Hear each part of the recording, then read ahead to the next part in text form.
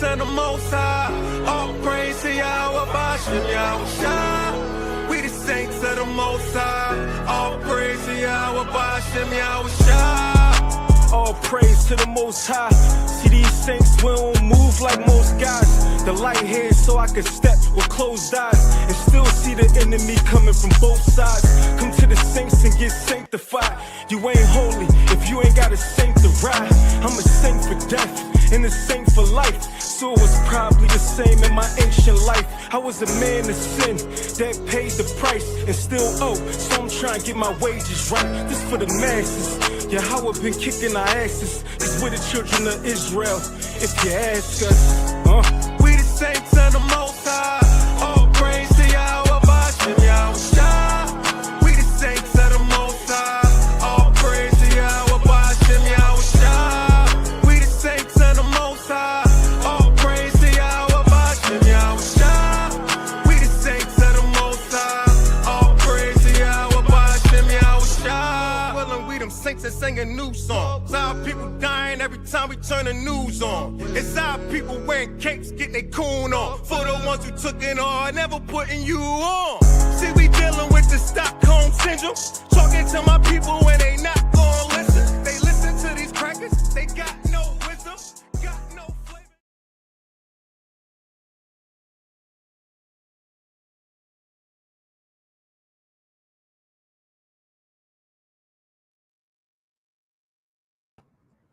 Shalawam, shalawam, peace and blessings to everyone out there. Once again, shalawam and peace and blessings. Let's give all honor, glory, esteem to our Father and His only begotten Son, Hamashiach Yahushua, who the world calls Jesus Christ. Peace and blessings to all of the Ahchwathyam, all of the Ahchyam, all of the brothers and sisters, four corners of the earth. Once again, peace and blessings to everyone. Shabbat Shalom to all out there. We have a beautiful lesson today, but before we dive into it, please do us a big favor and hit the like button, subscribe, and share. It does help the ministry if you do hit the like button to make this message to go out and edify, build up the nation of believers. So if you could do that for us, we would greatly appreciate it. And hitting the like button. Like I said, we have a beautiful lesson today. If you read the title, it says marriage, contract, or covenant, ? And then it has a little happy face / with a little angry face. And then in parentheses, it says husbands, love your wife. And I think that that's the reason I believe that it's a powerful lesson and think that it's a powerful lesson through the Spirit is because we as men are supposed to be the protectors and supposed to be the head of our wives. And through the word and through the Spirit that's been left to us, He's trying to show us and teach us how to love not only one another, but love our wives too.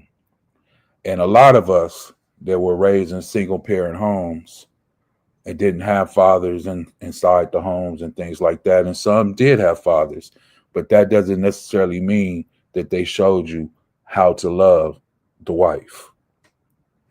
So we want to go into some scriptures to wake up the spirit, to show what you're really entering into. Is it a contract or is it a covenant?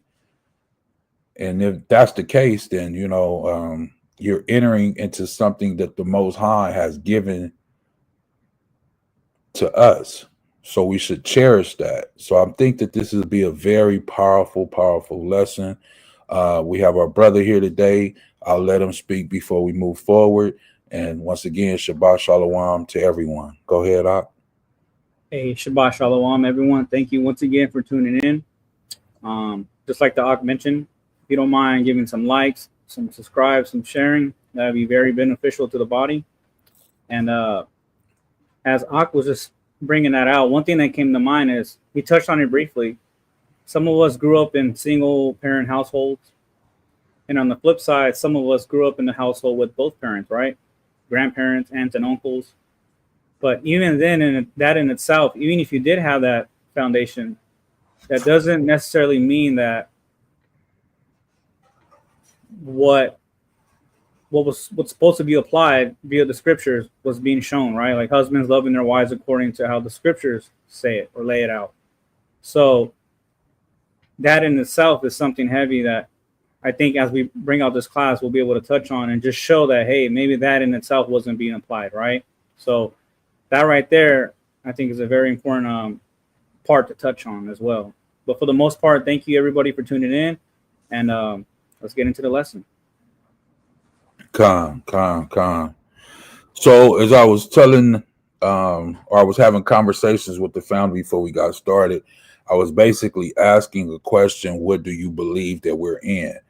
And I had two covenants over here that said, the people that I was speaking to, they said, well, I believe that what we're going to go into and what you read to me so far is covenant, right? So I would ask whoever is watching this, and even for you and your family on that side, when it comes to marriage and the process of thinking and the things that you know so far, what is it that you think that you're entering into? Is it a contract or is it a covenant? As far as man and wife, when they agree, when they get married? Yes. Well, from my understanding and just looking up the words, a contract and a covenant. Can you hear me? It sounds like now. No, I hear you. Okay, cool. So they're both in agreement, just based off looking up the definition of those words. But yeah, for a husband and a wife, yes, they're both, just like you brought up, are both becoming one now. They're in agreement with each other. So yes. Con. Well, let me pull this. Make sure it's sharing correctly. Con, it is. This is the book of Hosea, right? And I wanted to start here because it's a lot of this is going on within the society, within the world, within the nation, within the world of believers, right? This is Hosea chapter 4, and everybody that knows the Bible knows where I'm going. Hosea 4 and 6, right? Hosea chapter 4 and verse 6. And the reason I want to read this first is because we're going into a very deep topic, right? And it is deep because we're talking about marriage. And no matter what the world may say, this is not something that's just this is binding from the Most High. And as we read this, we will understand that marriage was given through our Father, the Most High, Yahawah, the Creator, right? It wasn't created by man. This was something that the Father ordained and gave to us as his children, as human beings, right? So this is why I wanted to start this off, because we lack this knowledge. And Hosea said it perfectly right here. Go ahead, Op. The book of Hosea, chapter 4, verse 6 in the KJV. My people are destroyed for lack of knowledge. Because thou hast rejected knowledge, I will also reject thee, that thou shalt be no priest to me, seeing that thou hast forgotten the law of the Most High. I will also forget thy children. So we see a few things in here in Hosea 4.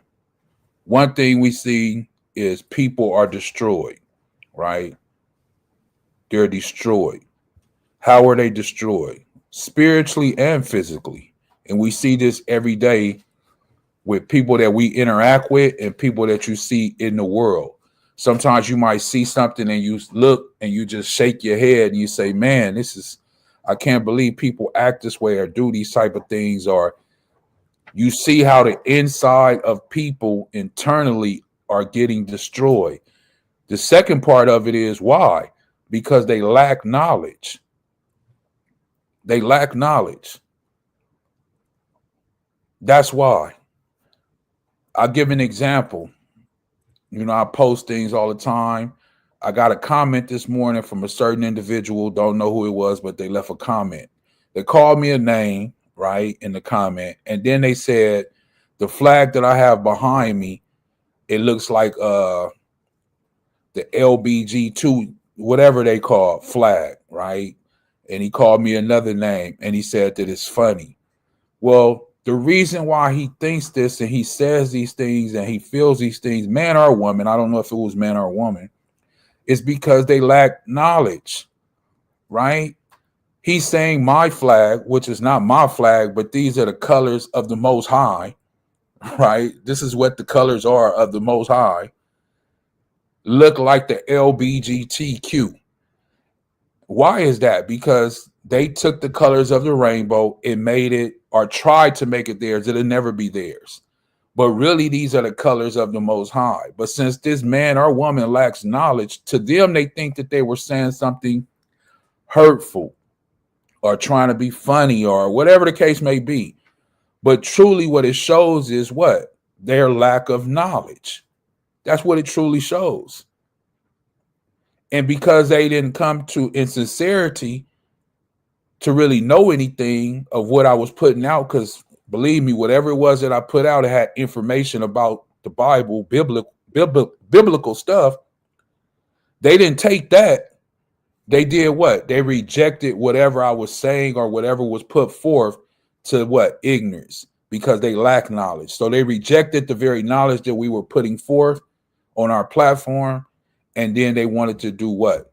Call names, use obscene things, and try to belittle us to something that they have no understanding about. So really, it's not funny, but really, they made themselves seem like they really don't have any knowledge or they lack understanding while they were trying to put us down.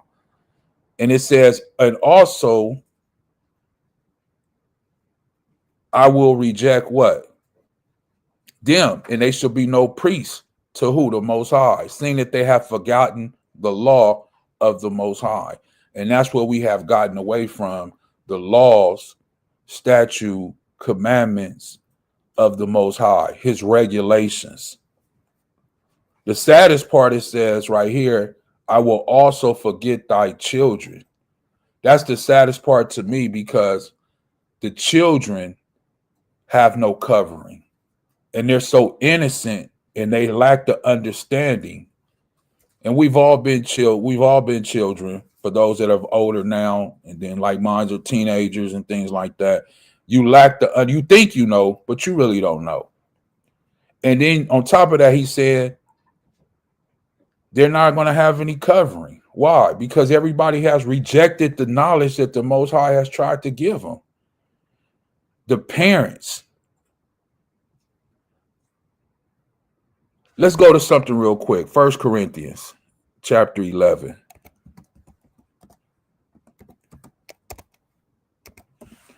And we'll start at 1. We're just going to read to 3, right? 1 Corinthians 11. Please turn with us. If you have your Bibles, tablets, computers, whatever you're on. 1 Corinthians chapter 11, verse 1.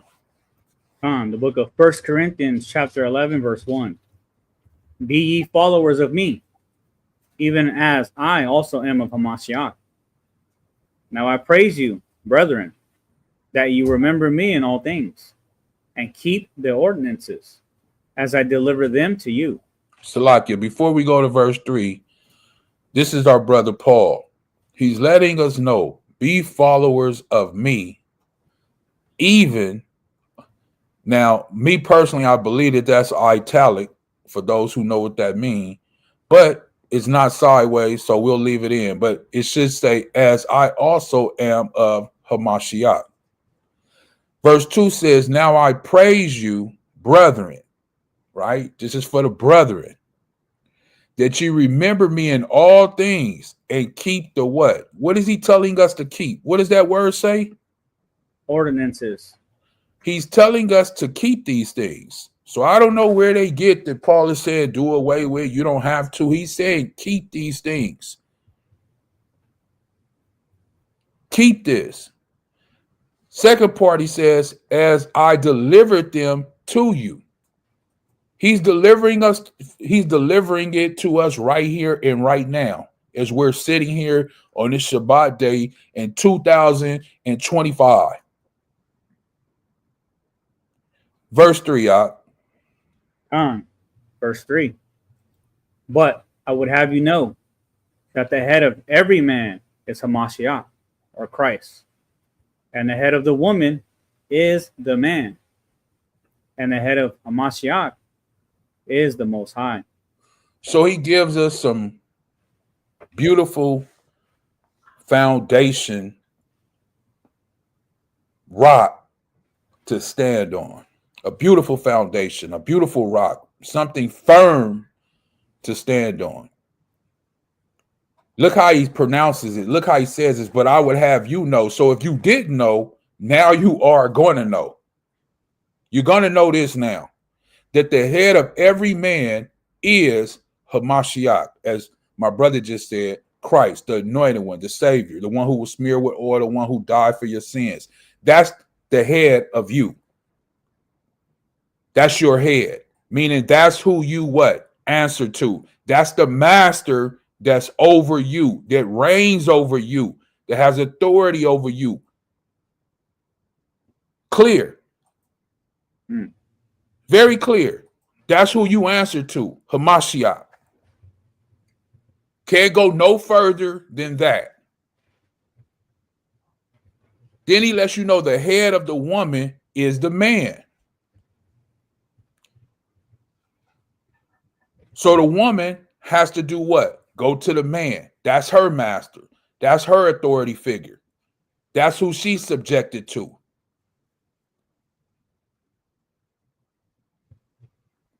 And then the head of Hamashiach letting you know, hold on. He's letting you know, hold on. I don't want you to think that Hamashiach, Christ, doesn't have a head, because he has someone to answer to also. Why didn't he start off with that? Why did he leave that last? Why he didn't put that first? Because that's the most powerful thing.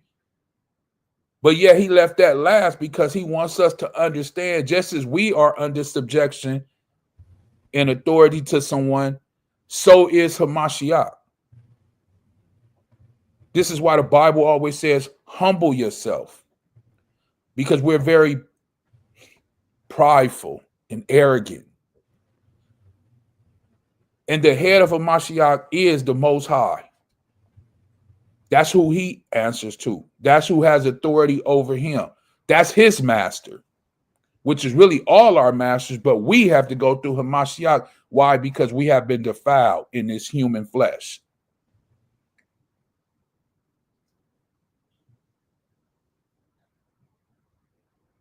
So he left something very powerful here for us. And since today we're talking about marriage, so we're talking about man and woman. And it says the head of every man is Hamashiach. And the head of who? The woman is the man. So that's something very powerful that we're going to at least use through the course of that. So please remember 1 Corinthians chapter 11, verse 3. Now let's go all the way back. Unless you have something, let's go all the way back to Genesis chapter 2. Salakia, Khan. if I could just make a comment. Khan.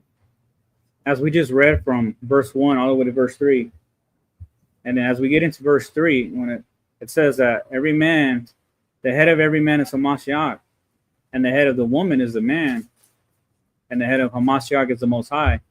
As you sit back and you read this and you meditate on this, this is no laughing matter. This is nothing to play with. This is something serious. Just the fact that a man is the head over a woman is something serious. So that's something, even as I get older, I don't take lightly. Being that I have one woman and then couple of little women in the household, and I'm their head. That's something, as you sit back and think upon, that's not a laughing matter in itself. The Most High didn't allow that to happen just for the fun of it. There's a purpose behind that. And knowing that, you have to take that seriously. It's not a laughing matter. It's not a joke. It's the same thing with Hamashiach over us. I'm sure it wasn't a laughing matter when he got told, you're the head of the men. Just think about it in the sense of, I never served in the military, but I know there's captains, lieutenants, generals. They're in control or in charge of those particular individuals. And if anything falls on them, it falls on the head of them, the ones that are in charge. So I just bring that out and just say, listen, it's not a laughing matter. This is something serious. So as you were saying that, it made me think when we go into that word head, right, as you just was going over. So I clicked on it, and it's not the Hebrew Salaki, it's the Greek word 2776, right? I'm not going to try to pronounce it, but Strong's G 2776, Kephale. Kephale. Kafale, right? Kafale. Kafale. Kafale. Okay. So as we see here in the outline of biblical usage, if you don't mind, and it's where it says metaphor, can you read a few of those things right there? Metaphor? Yeah. Metaphor. Yeah, I got you. I just wanted to make sure I pronounce it. Anything, supreme, chief, prominent, of persons, master, lord, of a husband in relation to his wife, of a Mashiach, the master of the husband and of the church, of things, the cornerstone. So as we can see here, it's saying a master, right, of a husband in relation to his wife. So the Bible is letting you know when it says that head, as Paul is letting us know in 1 Corinthians chapter 11, verse 3, that you are the master of your wife. You're chief over your wife. Now, don't get that big-headed like, oh yeah, it's not meant the way you would take it in a fleshly format. As the Ak was just saying, this right here, anybody that's a chief, that's a master, that's a leader, that's a ruler, there's a lot of what that comes with that. What comes with that? Anybody? When you're a leader, a lot of responsibility. And a lot of stress. And a lot of stress. Like the Ox said, it all falls on him. It all falls on him. And the things that fall on him have to deal with what? Because he is the head, as we're going to read, right? So let's go like I said, let's go all the way back to Genesis. And we'll start at chapter 2. And we'll kind of dig through this a little bit as we move forward. Genesis 2. And I'm going to jump down. We're going to kind of just dig through this. People should have read Genesis already. If you know, I would hope so. So we're not going to read all the way through everything. We're just kind of going to dig through the pieces that we are speaking of today, right? So I want to start at verse 18. And the reason I want to start there is because of what it says. Verse 18, and then we'll kind of just go down to like 25. So we'll read from 18 to 25. Go ahead, Ak. Khan, the book of Genesis, chapter 2, verse 18. And Yahweh Allah said, it is not good that the man should be alone. I will make him an helpmeet for him. Salakia. Now the helpmeet for him is a helper. The first thing the Most High Yahweh said, it is not good for a man to be alone. Why couldn't we just have been alone? You was already there, but something inside the Most High said, no, it's not good for him to be alone. I'm going to make him a what? Helper. Going to make him a helper. Now jump down to, because right here he's just kind of like naming the talking about the fowls of the air and the things like this and naming the cattle. So let's jump down to 21 and we'll read from 21 to 25. Go ahead, Ak. Verse 21. And Yahweh Allah caused a deep sleep to fall upon Adam, and he slept, and he took one of his ribs and closed up the flesh instead thereof. And the rib which Yahweh Allah had taken from man made he a woman, and brought her unto the man. Now, Salakia, in 22, after he did what he did and created this woman, the Most High, right? The Most High, it says he did what? Brought her unto man. So this was something, when you see a woman, this was something that was gifted presented, brought to you from the Father, from the Most High. He brought her unto man. The Most High gives you this. Go ahead, up. I just want you to understand that this woman, this wife that you get, that you have, was given to you from the Most High. You may think you went out and found her, but it was given to you from the Most High, just like it was given to Adam from the beginning. Go ahead. Verse 23. And Adam said, this is now bone of my bones and flesh of my flesh. She shall be called woman because she was taken out of man. Now, that's very significant. Why? Because you come from the same bone. You come from the same flesh.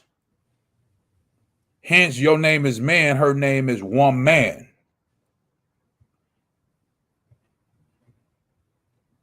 So everything is symbolic. This is why in the very next verse, go ahead, watch. I will. Verse. Go ahead. 24. Therefore shall a man leave his father and his mother, and shall cleave unto his wife, and they shall be one flesh. Now, the Most High took something from Adam, created the woman, brought her back in this certain state that she could be a helper. Then when you meet a woman and you, let's say it like this, you wife her, right? As the Bible says, you leave your father and mother, and now you're going to cleave unto your wife. Now you're no longer two, you become that what? One again. So that very thing that he took out that was missing out of you, rib. We're not going to get into the debate whether it was real, we're not going to get into all that today. But something that he took out of you, now it has came back. So that piece out of you that was missing is no longer missing. And now it's become what? One again. That's why it says, and they shall be what? One flesh. All over again. Verse 25 said they were both naked, and the man and his wife, they were not ashamed, right? Now let's go to chapter 3. The very next chapter, and I believe we'll start at like verse 18, if I'm not mistaken. Let's go to it. This is the fall of Adam and Eve, right? Let me see. Actually, it'll be further up. Hold on. Oh, let's start at 12, right? So this is the fall of man and woman. After they ate from the tree, right? Get the context of it. You can start at 11. The book of Genesis, chapter 3, verse 11. And he said, who told thee that thou wast naked? Hast thou eaten of the tree whereof I commanded thee that thou shouldest not eat? And the man said, the woman whom thou gavest to be with me, she gave me of the tree, and I did eat. And Yahweh Allah said unto the woman, what is this that thou hast done? And the woman said, the serpent beguiled me, and I did eat. And Yahweh Allah said unto the serpent, because thou hast done this, thou art cursed above all cattle, and above every beast of the field. Upon thy belly shalt thou go, and thus shalt thou eat all the days of thy life. Verse 15. And I will put enmity between thee and the woman, and between thy seed and her seed, and it shall bruise thy head, and thou shalt bruise his heel. Unto the woman he said, I will greatly multiply thy sorrow and thy conception. In sorrow thou shalt bring forth children, and thy desire shall be to thy husband, and he shall rule over thee. Stop right there. So a lot of things took place just in that small thing right there. Just in that small time, so much took place. Adam said it was the woman that you brought to me, that you gave me. First thing he didn't do was what? What's the first thing Adam didn't do? Anybody?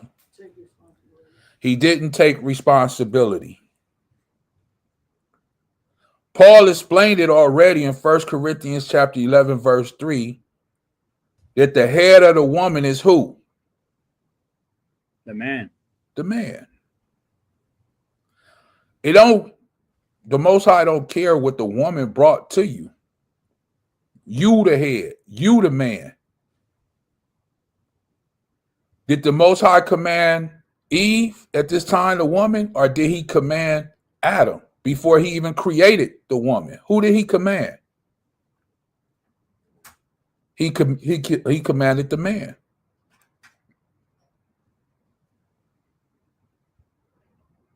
So the man has a head, and his head is Hamashiach, and that's who we listen to. But Adam didn't do that. He didn't take responsibility. He said, what? It's the woman that you gave me. Right? It's the woman that you brought to me. So all these things that took place because nobody listened to the authority that was given, it says right here to the woman, I will greatly multiply your sorrow in thy conception. For those who know about that, you know, conception would mean what? What does conception mean?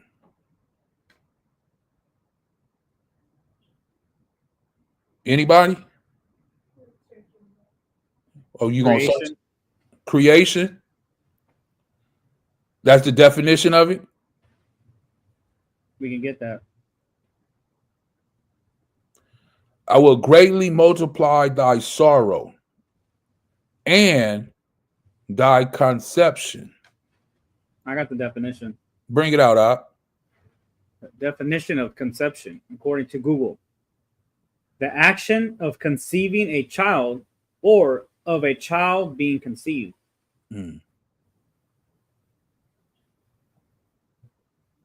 So is that having a child or just knowing that you're pregnant? It's the action of, it's not about knowing that you're pregnant. The action of what? Having it? Having it. The conception part of it. The conception part of it. Having sexual interactions. That's the conception part. So not having it, actually having sexual intercourse? Basically, it's like the conception part of it. Without that, you can't have a kid. Right. So the conception part of it, as she's explaining, the uniting of each other. The uniting of each other. I like that right there. The uniting of each other. Right. I will greatly multiply thy sorrow. Basically, in the uniting of each other. Look at the sorrow in the world when people come together now. They don't even take care of the children no more. They just leave the seed and let it go. They go off, run somewhere else. In a car in hot weather. Yeah. Yeah, that part, you know. So when you really look into this, it's a lot more to it than what we just read. In sorrow, thou shalt bring forth children. Sorrow is, if I'm not mistaken, that's sadness, grief. Thou shalt bring forth children. Why would somebody want to be in sadness and in grief and in a low state of mind when you're bringing forth a child? Why? I mean, here in this world, they pump you up and, let you know it's a good thing and, it's beautiful and you having these children. But the Bible says in sorrow. Sorrow. Let's click on this word sorrow because I want to see what the biblical of it is going to say, right? The Hebrew 60:93. It says pain, labor, hardship, sorrow, and toil, worriness, labor, or pain. Who wants to go through this? To hurt, pain, grieve, displease, vex, torture, feel grief, be vexed,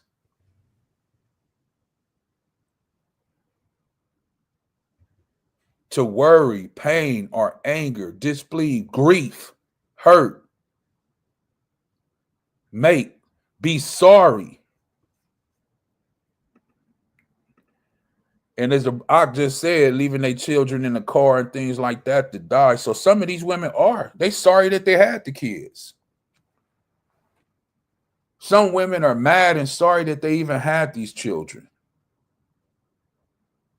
But yet, like she was saying, they laid down in the conception of it. And the desire shall be to thy husband, right? We know that that's a powerful thing that women dislike. They hate it with the passion. Not all women. Okay, she says not all women. All praises. Which is a beautiful thing. I was just about, you took the word right out of my mouth. Thank you. Not all women. But I will say only women of understanding. And he shall rule over thee. Let's get that rule over thee before we move on, because we're about to move on. Let's get that rule. How does the Most High mean when he says rule over thee? He shall rule, right? And then where it says over thee, there's not even there's no Hebrew word for that, as you can see on the screen. So is that an add-on? They have the lettering, but there's no word. I mean, there's nothing to click on to get they have the ba there, but I don't see anything to click on. Now, rule they do, which is the H4910. Let's click on that and see what he means, right? Okay. The outline biblical usage of this is to rule, have dominion, reign, to cause to rule, to exercise dominion. A primitive root to rule, dominion. So we get it, right? Have power. So the man is to have power and have dominion over the woman. Once again, it's not meant to reign like no lion in your house and be crazy, because what we're saying is with that comes what? Great responsibility. Read 17, Verse 17. And unto Adam he said, because thou hast hearkened unto the voice of thy wife, and hast eaten of the tree of which I commanded thee, saying, thou shalt not eat of it. Cursed is the ground for thy sake, and in sorrow shalt thou eat of it all the days of thy life. So we're learning something here, that we have to be cautious to who you're listening to, hearken to, right? The Most High says, because you hearken unto the voice of thy wife. I had already, basically what he's saying is, I had already told you, don't eat from the tree. But you didn't listen to my words. You hearken unto the words of your wife. And because of that, because you didn't hearken to the Most High and you listen to your wife, he says what? Thou shalt not eat of it. Cursed is the ground for thy sake. In sorrow shalt thou eat of it all the days of thy life. He goes on to let us know even more, verse 18 and 19. Verse 18. Thorns and thistles shall it bring forth to thee, and thou shalt eat the herb of the field. And the sweat of thy face shalt thou eat bread, till thou return unto the ground. For out of it was thou taken, for thus thou art, and unto dust shalt thou return. And Adam called his wife's name Eve, because she was the mother of all living. Now, what does that mean? She was the mother of all living. What does that mean?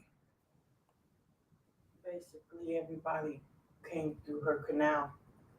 Everybody come through her canal. Like you know, like when a woman has a child, Mm-hmm.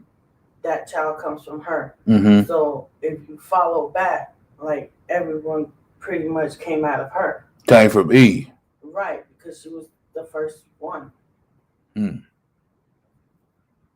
Okay. The souls were there. Mm-hmm. They just needed physical bodies. Mm-hmm. Only way a physical body can enter into would be through the communion of a man and a woman. Mm-hmm. And The conception. The conception. Uh-huh. And the birthing of a child. The birth in sorrow. In sorrow. Right. Right. So we got a lot of sorrow, conception, and a mother of living, which is this woman now that the Most High created and brought to man. But we see here in Genesis, right off from the beginning, that the man didn't listen and hearken to the Most High. He listened to who? The woman. I have a comment. Go ahead. I think that the Most High, I mean, of course, everything is predestined, and I feel like the Most High knew that Adam was going to listen to Eve. Mm-hmm. He knew that was going to happen. Mm-hmm. But I feel like that's why he tells you, yes, he does give you a helpmate, but then he also tells you to be leery, to be careful of who you're looking for. Mm-hmm. That's why he does give a description of a so-called Proverbs 31 woman. Right. Right. You can't just go out here looking for anybody. Yeah, there's multitudes of women. Right. Multitude of women. But you have to use your discernment, and he gives you the tools to look for that. Now, with that question that you said, or comment. Proverbs 31 woman will be a helpmate because Now, she understands that. I agree with that. The Proverbs 31 woman will be a helpmate. I agree 100% with that. Now, my question to you was Eve a Proverbs 31 woman? No. No. She was not. She was not. That's a beautiful answer. Eve, was the mother of all living, was not a Proverbs 31 woman. No. Isn't that something? No. But the Most High created her and brought her to Adam. Right, but at the same time, it's not about how you start, it's how you finish. So what did the Most High really bring to Adam? He brought her a woman. He brought a woman, but what did he really bring?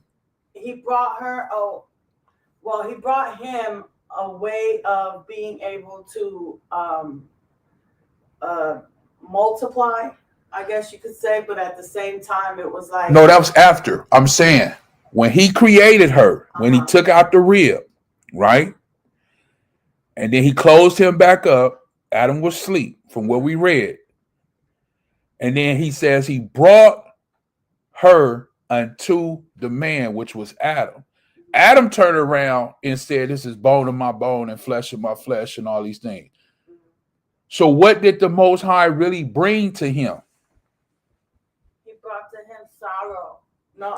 And he brought sorrow. He brought sorrow. He brought to him sorrow. Well, I mean, because if you think about it, everything is predestined. He knew that was going to happen, but he needed for that to happen. Why? Why did he need for that to happen? To set forth in motion everything that needed to set forth in motion everything that was going to come about. Because prior to belief, or what a lot of people believe, the first thing that was ever created before the world was created was what? The judgment. The judgment. A lot of people don't know that, though. Mm-hmm. So how can you do the judgment first before you even create the earth? Because he needed for these things to happen. Why? Because it was as people would say, dispensation. What? What? Dispensation. What's that? Look it up. Dispensation? Uh-huh. I hope you're saying it right. I didn't say I said that. I said that's what people say. But I don't even know. Let's go to the book of Jeremiah, chapter 3. Pre-dispensation, ma. Go ahead, Annalise. Exception from a rule or usual requirement. Mm-hmm. A system of order, government, or organization of a nation, community, etc., especially as existing at a particular time. Mm-hmm. No, would you put predispensation? Read that, Jeremiah 3 and 14. The book of Jeremiah, chapter 3, verse 14. Turn, O backsliding children, saith Yahweh, for I am married unto you, and I will take you one of a city and two of a family, and I will bring you to Zion. So as we jump from Genesis to Jeremiah, we're going to jump a few places. I just wanted to establish and show that the Most High is married to who? Israel, right? When we read other places in the Bible, it says that he created the world for who? Israel's sake, right? Why? Because he's married unto who? Israel, right? Clearly we can see this. Let's go to another one real quick. Isaiah chapter 54.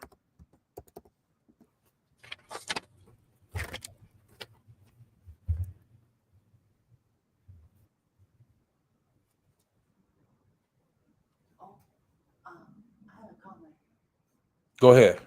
When he was like, She has a comment. Hold on. when you said Sure. about was Eve a Proverbs 31 woman, and I was like, no, right? But if you think about it, no woman is a Proverbs 31 woman because he said there's none good.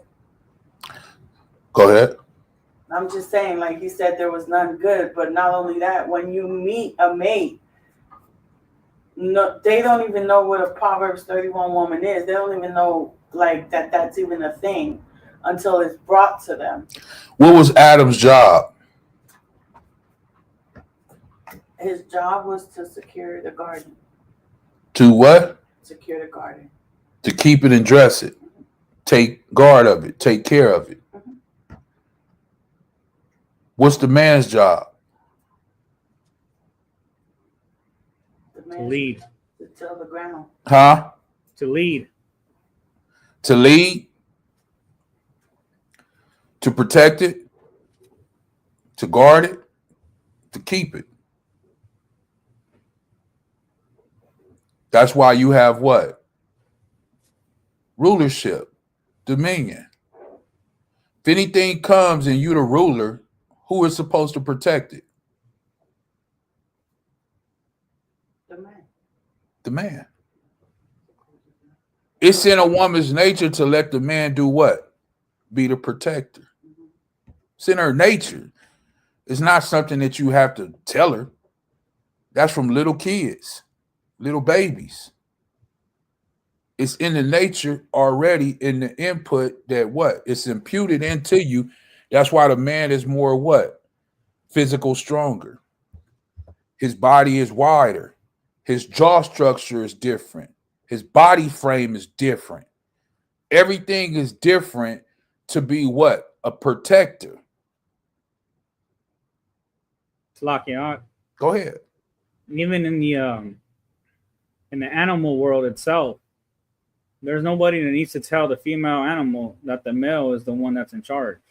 Even when you watch things like documentaries about animals like a lion, tiger, those animals know naturally right off the bat who has the dominion and who doesn't.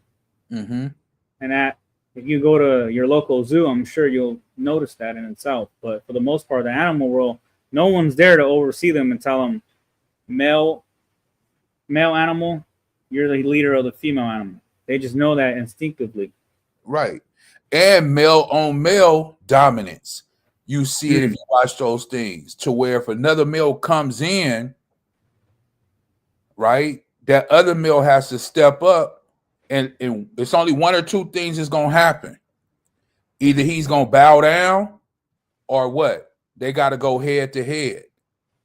And whoever's the outcome, whoever's the winner, that's who the head of the clan is, or who the head is, right? Gone. And it was crazy is when it comes to the animal kingdom, it shows you even the family dynamics of it. I was watching one time, and it was a lion, and he had some cubs, right? And it was crazy because he had two cubs, he had two sons. And one son was willing to be up under his father, but the other son, he was rebellious. and he felt like he can exhort his authority over the father. So a few times the father will go over and kind of like chastising, you know, as lions would do. Not really to, you know, beat him up or take, just kind of chastise and let him know, hey, this is my dominion, right? So the son devised a plan and tried to go behind. Now, this is all animals. Tried to go behind the father's back and sleep with basically one of his wives, or the lioness, right? So when the father seen this, he had to take action, because now the cub, or his son, was threatening what? His throne of who he was. And if he hadn't did anything, then he was threatening his whole dominion, his whole rulership. So once again, him and the father went at it. And even though the father won, he had to what? Banish him. So right then and there, he had to banish the son. And it showed how the mothers, the lionesses, and all them came to say goodbye to the son before he departed. So like you say, it's so crazy to watch this in the animal kingdom, like everything that's going on, like they know. Nobody has to go in there and set it all up. Like they know how everything is already in line through the Most High. And, you know, that son had to go off on his own to start his own household, so to say, you know. And it's like you say, even in the animal kingdom, it shows that right then and there. So that's crazy. Yeah.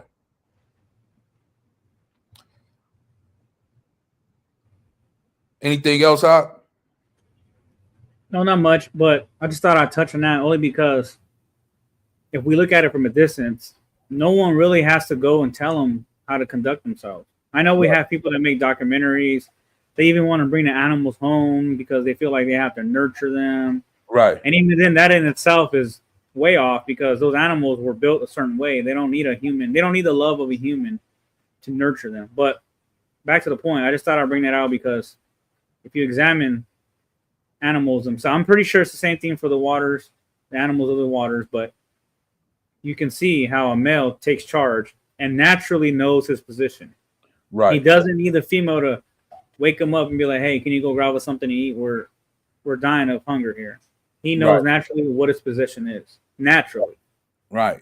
And you know what and now that you say that, the problem within us as a human race of today is they have taken that away. And they say it many times, you know, they took the fathers out the home and this and that. And, you know, it affected the home and the household and the women and the children dramatically, to the point that we didn't even understand at that time when they were doing it. Of course, they knew the effect that it would have. But us as people, as individuals, because we wanted to make it in this world so much, because we wanted a part of the American pie, we were willing to subject ourselves to certain things, even to today, but didn't understand the impact that it would have. As you said, as a dad knows what he has to do, you know, how he know he has to provide, how he know he has to. But when you take that away, how do the cubs know what to do if they never seen their dad do it? They never seen their father go out there and hunt for the food to provide for his family. They never seen their father protect the herd when someone else came in to try to hurt their mother or their siblings or the cub. They never seen this.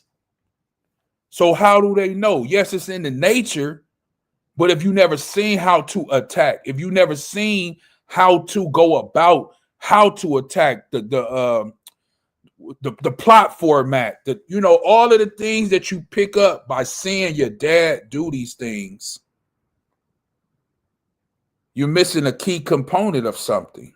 Not saying that you still can't do it, because we do it today, but you're still missing a key component of something. So will you ever get to the potential that you may have been able to because of this key component that was taken out?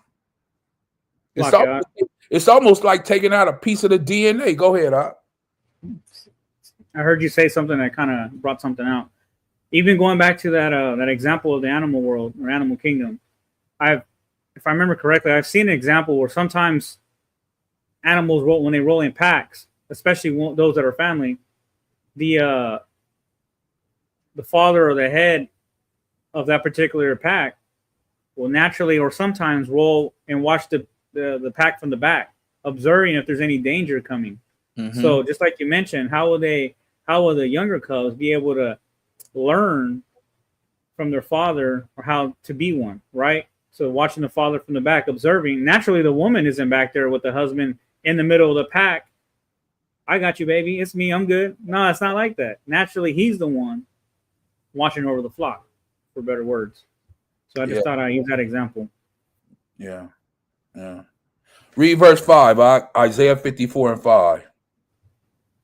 Verse 5. Isaiah chapter 54, verse 5. For thy maker is thine husband. Yahawah of hosts is his name. Thy Redeemer, the Holy One of Israel, the Allah of the whole earth shall he be called.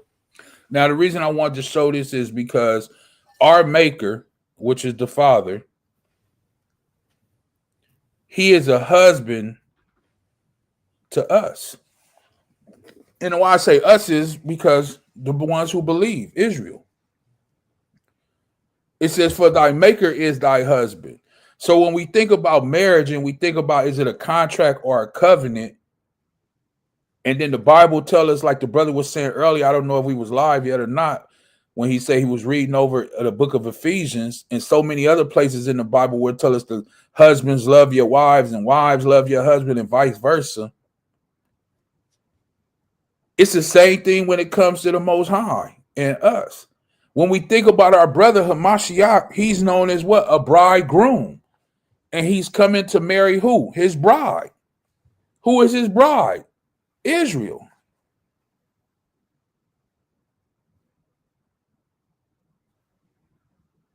So much so that he had to lay down his life for who? His bride. Why? Because she was treacherous. She was nasty. She went whoring. She played the whore. She played the prostitute. All these things she did. All these things she did. He punished her, but he ever cast her all the way away? No. Did he still love her? Yes.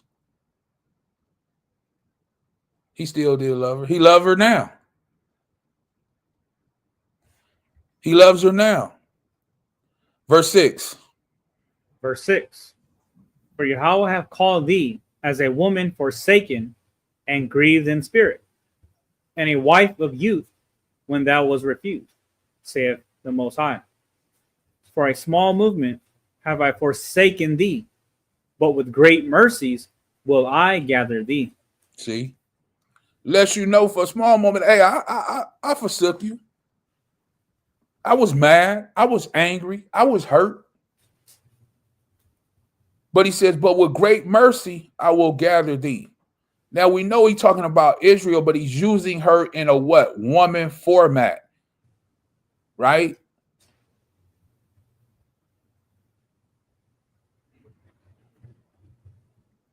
I mean, we could continue. I'll just read 8 and then we'll stop right there. Go ahead. Verse 8. In a little wrath, I hid my face from thee for a moment, but with everlasting kindness will I have mercy on thee, saith Yahawah, thy Redeemer. So he was upset. He hid his face for a while, but he still is going to have everlasting kindness on who? This woman, which is his wife, because he's married to her. We have to understand something about the Bible and what it speaks about from Genesis to Revelation, that is speaking about a husband and a wife. Who is the husband? The Most High. Who is his wife? Israel. From Genesis to Revelation is speaking about a husband and a wife. That's what the whole Bible is talking about.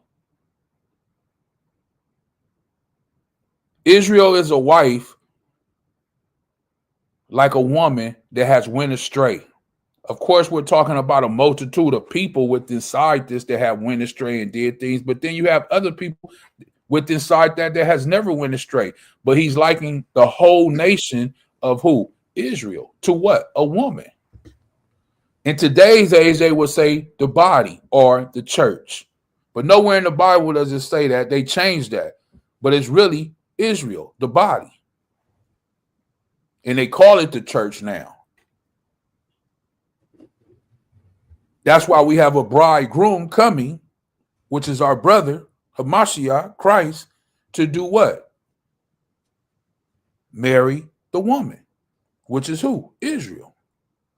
That's why they say the bridegroom is coming. That's why the Bible gives us parables about what? The wedding feast. It's all speaking about a marriage. And the marriage is speaking about, is it a contract or a covenant? I ask, is it a contract or a covenant? It's a covenant. The contract, or Salakia, the covenant that the Most High is in, the covenant that Hamashiach Yahawashi is, it says in Hebrews chapter 8, let's get that real quick and before we move forward. And then we'll go into some more things real quick. Hebrews chapter 8, right? And this is the covenant.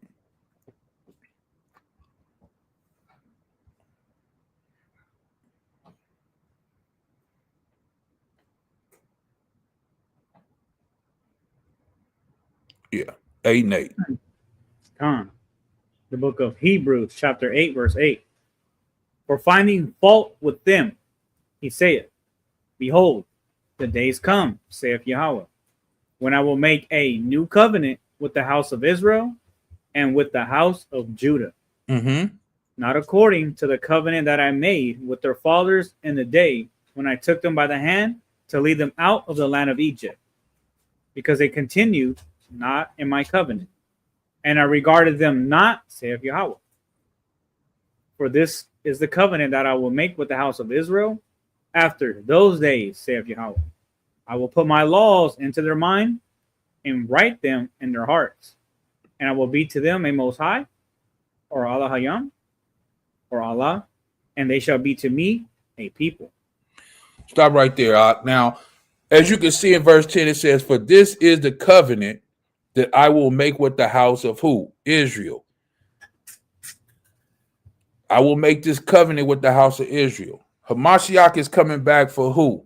To be the bridegroom to who? Israel. There's going to be what? A marriage. Who is he marrying? Israel. And he's going to take them back to their land. And he's going to reign there. And he's going to be what? They king.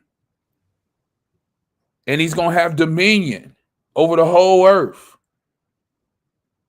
Why? Because he is their head. Paul said that in 1 Corinthians 11, that Hamashiach is the head of all men. And the head of the woman is who? The man. Why are the men not stepping up doing what Hamashiach is doing? Hamashiach laid down his life for who? Israel. He came back to save who? His people. Let me just jump over real quick. I don't want to go too far off, but we see this here in the next chapter, Salakia. I don't want to get off topic, but we have to understand why this is all happening. What's going on? We getting ready for a beautiful wedding, a marriage that's going to happen. Hebrews 9 and 15 real quick, Hebrews chapter 9, verse 15. And for this cause, he is the mediator of the New Testament, that by means of death, for the redemption of the transgressions that were under the first testament, they which are called might receive the promise of eternal inheritance. So it's going into detail, letting you know those that were under the laws, under the first what? Covenant. Testament just means covenant, right? That's how they try to play on these words when they write this stuff. So this is why you need to know all these little things, right? First Testament means just covenant. He had to come and shed his what? Blood and be put to death to do what? Redeem those that were under the first what? Covenant. To cover those people, which were who? Israel. So that they may receive what? It says the promise of what? The eternal inheritance. So that's why he's coming back to marry Israel, because they have to receive what? The promises. Don't you understand that the most? Let's go to Malachi real quick. Let's go to Malachi chapter 2. So yes, to answer your question, or to answer the question of the title of this, marriage is a what? Covenant. It is a covenant. It's not just a contract, it's a covenant, right? We're going to go to Malachi chapter 2. And I'm going to do it in the New Living. And we're going to start at verse 10. And then you can read down to about, maybe to the end, about 17. The book of Malachi, chapter 2, verse 10, in the NLT. Are we not all children of the same Father? Are we not all created by the same Most High? Then why do we betray each other, violating the covenant of our ancestors? Judah has been unfaithful, and a detestable thing has been done in Israel and in Jerusalem. The men of Judah have defiled Yahweh's beloved sanctuary by marrying women who worship idols. Same thing still today, right? I know we don't have no temple, but the men of Judah are still doing what? Marrying women who worship idols. These other nations of who? Women. It's supposed to be such a big thing here when a man of Judah, who we know what we say is Yahawah, right? When he finally makes it, he becomes something in this so-called world that we live in today. He don't want his own woman. He goes get what? Any other type of nationality of woman. Any other type. He don't want his. Now, I'm not saying it's not some people, some men out there that are Judah that are married to our women. Yes, it is. Beautiful. But I'm saying the higher percentage of those men that are Judites, they usually end up and go what? Marry other nations of women. Same thing then, same thing now, right? And they're defiling the Most High. Why? You might say, well, how are they defiling? There's no temple. You're defiling yourself because now you are the temple. And you're defiling something that's not supposed to be, that should not be when it comes to the Most High and his children. Verse 12. Verse 12. May Yahweh cut off from the nation of Israel every last man who has done this and yet brings an offering to Yahweh of heaven's armies. So they still do these things and then they bring in offerings, right? Same thing today. They marry another nation of a woman, and then they talk about they praising the Most High, right? They give all honor and glory to the Most High while they got Becky standing next to him holding hands, and then they producing children with Becky.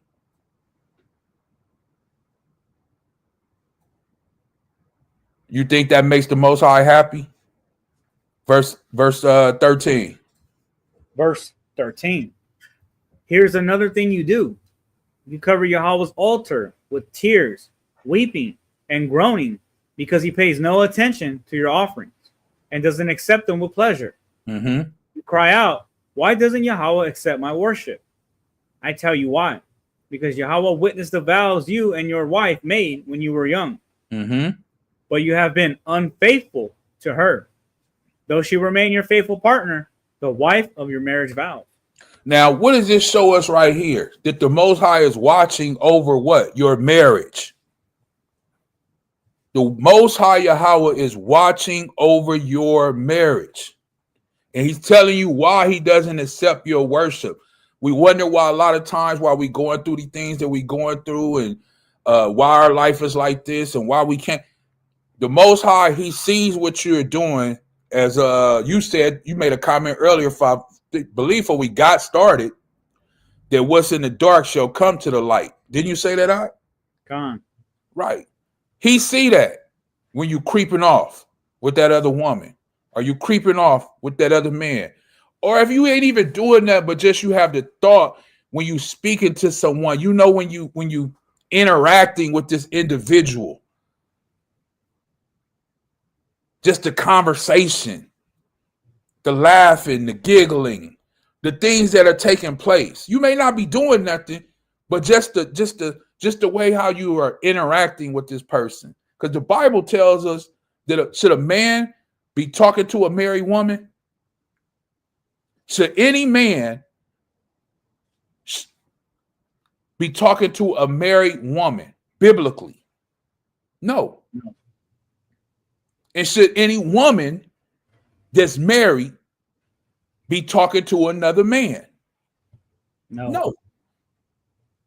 The Bible tells us don't even have interaction with them because they will what? Lead you away through her laughter, through her talk, through her eyelids. That's why I tell you don't sit up with women when you marry, and vice versa for a woman. But I know we in a system where, you know, some of us, we have to go to the plantation. We have to go to work. Sometimes your supervisor may be a woman. You might have to interact with a woman, and vice versa for the women. They might have to interact with a man and things like this of this nature. And this is how they mix everything up. That's why a lot of times, these things take place where? At the workplace. People start cheating. People start, you know, why? Because they start talking to one another. They start taking lunch with one another. Then they start telling each other about their problems and their issues. And next thing you know, they together. But anyway, not to get off on it, it says, because Yahweh witnessed the vows you and your wife made when you were young. When you speak about a vow, does anybody know what a vow is? A vow is a promise, correct? Con. That's what a promise is, a vow. When Moses came down and he told the children of Israel all these things that the Most High said and this and that, and they said all that the Most High said in Exodus 24, he said, we shall do. They made a what? A vow. And then he sprinkled the blood on them. Well, when you were standing up there with your wife, you made a vow. Nobody sprinkled blood, but hey, the Most High seen that vow that you took, which is a covenant. We went over earlier the difference between a contract and a covenant is something that you will do what? In the future.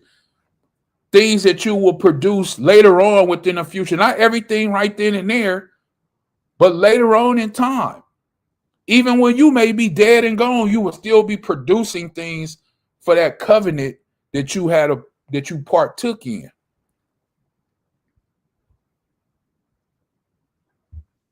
So it says the Most High witnessed the vows for you and your wife had made when you were young.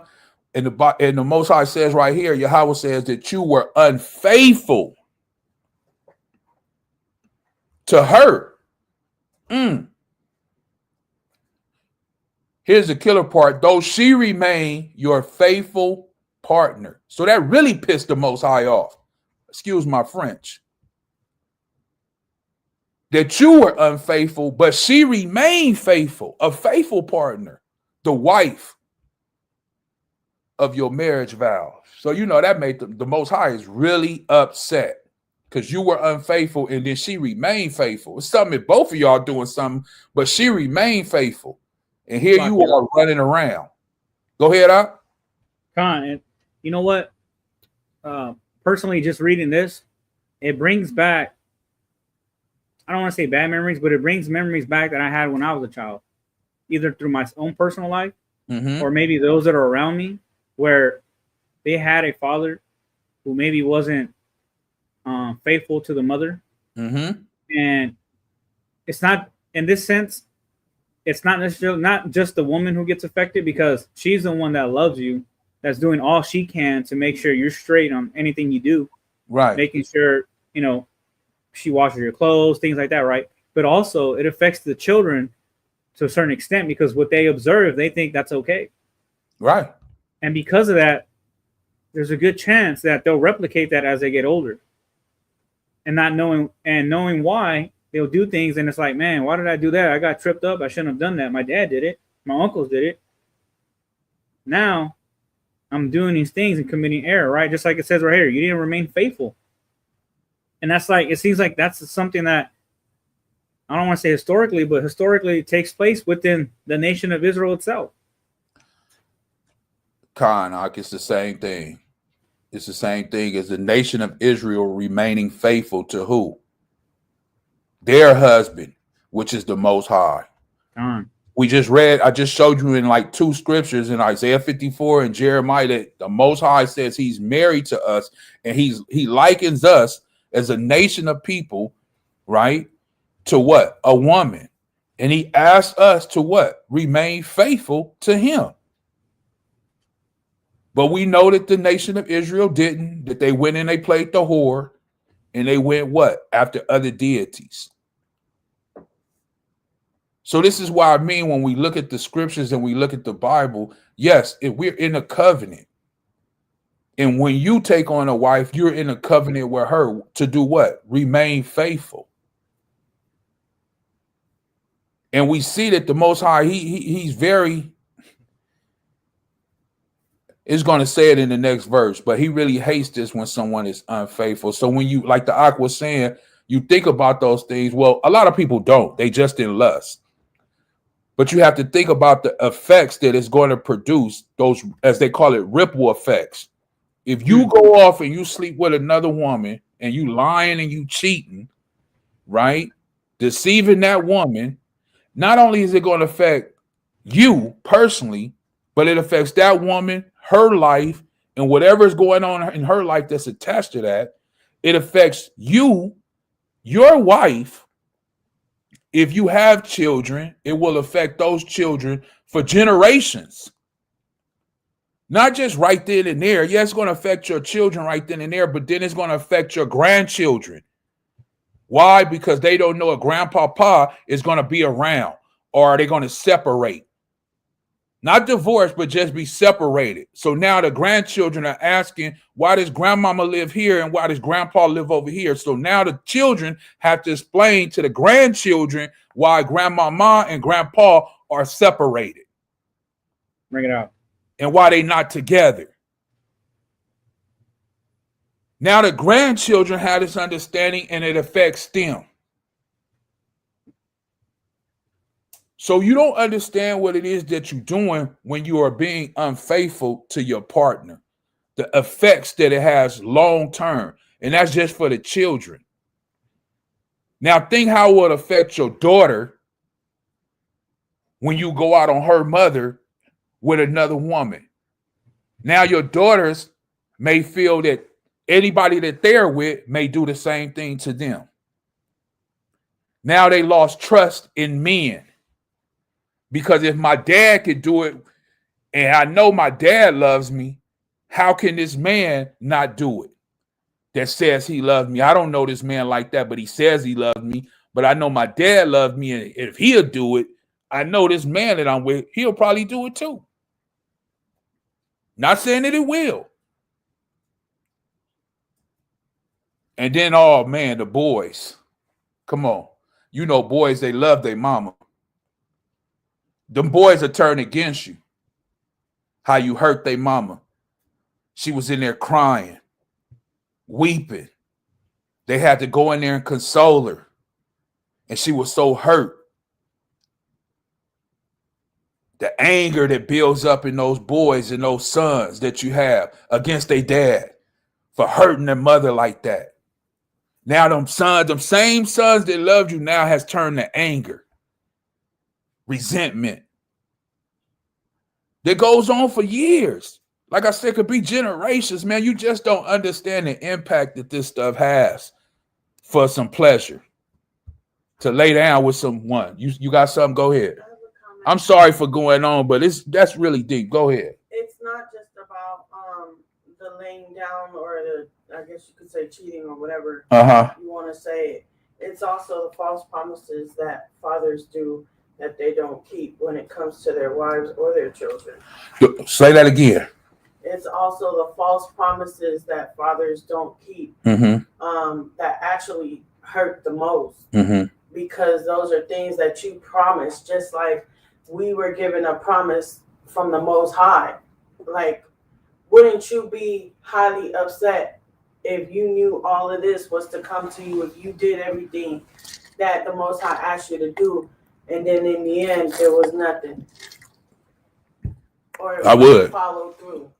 It's the same thing that like fathers do when they promise their wives things, or when they promise that they're gonna be a different way, or they're gonna learn how to be a different way, or they tell their children that they're gonna do this for them, or that they're gonna like just be there or try to be different or better so that they can have a better bond with each other. Like, things that are told take an effect also. It's just not the actions of stepping out on a marriage. Like, it's just a whole thing that when you have a family, it's more than just stepping out. It's the things that you say and do, because not everyone steps out on their family. So I don't know if everyone can hear that clearly. But for those who may hear it clearly, what she was saying basically is it's not always a stepping out with having a cheating episode. No, thank you. I appreciate it. It could be as easy as you making promises within the home to your wife, to your children, to your significant other, that those things are not held up as they may very well should be held up, that it could affect the children, it could affect the wife and those around, because those promises that were made, which somewhat could be almost considered as a vow, because you made the statement, are not held up to that certain standard. So not only in this aspect, but basically the whole totality of how anything could affect your loved ones that surround you, right? It affects your kids too. Like, if they see that from their father, and the father is the example, dad. Yeah, their dad, and they'll look at it like, as they get older, they can do the same thing to their families. Or the daughter will look to a man who's giving them false promises. And a lot of us daughters and a lot of us women fall to false promises. She said, can you hear this? Yes. Okay. Slightly, but yes. Basically, she's saying a lot of the women, daughters, they fall to a lot of false promises from basically men, whether individuals, whether it be the dad or whether it be the man that they may potentially marry later on in life, that if it starts at home first with the daughters, it's like a norm for them being always let down by the men that may come into their life later. So basically what she's saying is that the vows are the things that are promised within the household to the woman, to the daughter, to the son. We should hold all those things to a certain standard, because the Most High sees all those things. And even if you unfaithful in those things, it's like being unfaithful in a marriage still, because you're not fulfilling the very vows that you have given. And that partner is still remaining faithful, just like those children are remaining faithful. If you can understand that. You know. Verse 15. Verse 15. Didn't Yahweh make you one with your wife? In body and spirit, you are his. And what does he want? Godly children from your union. So guard your heart. Remain loyal to the wife of your youth. Now that's when we take the time to really look at that, it says, didn't Yahweh make you one with your wife? When we read earlier in Genesis, it says that they will leave father and mother and become one, correct? Here in the book of Malachi is letting us know that Yahawah make you one. So the Most High did that. Once again, I keep telling you that when you see about the marriage, the Most High covers this. This is a union or a covenant through the Most High. Listen to the second part. In body and spirit. Basically saying in the flesh and the spirit. You are his.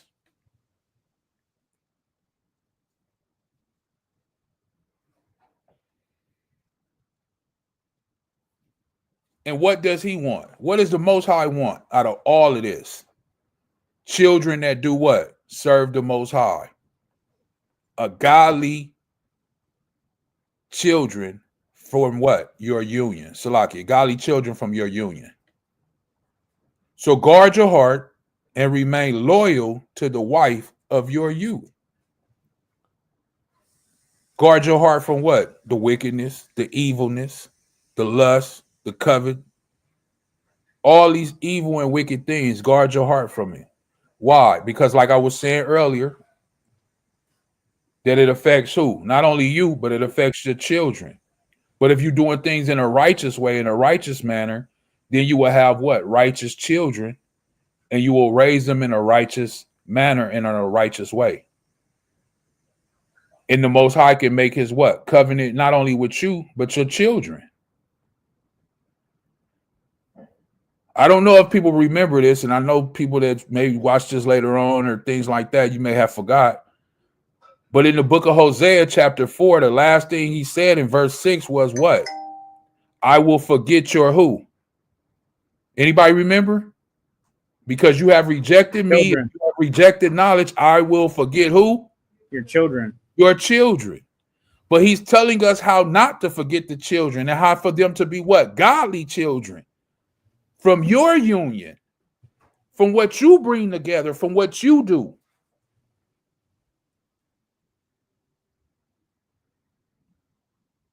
Of course, verse 16, when we go into it, you can see it clear on the screen. Let me pull it up higher. Go ahead. Verse 16. Uh-huh. For I hate divorce. He what? For I hate divorce. This is the Father, the Ancient of Days, the giver of life, the taker of life. He says he hates divorce. And anything he hates, you don't want to do. Anything he hates, you don't want to be a partaker in. You don't want to be a part of it. You leave that over there. And he's letting you know that he hates divorce. Go ahead. For I hate divorce, says Yahawah, the Allah of Israel. To divorce your wife is to overwhelm her with cruelty, says Yahawah of heaven's armies. So guard your heart. Do not be unfaithful to your wife. It said, sorry, Slakin. No, you're right. It says to divorce her will what? Overwhelm her with cruelty.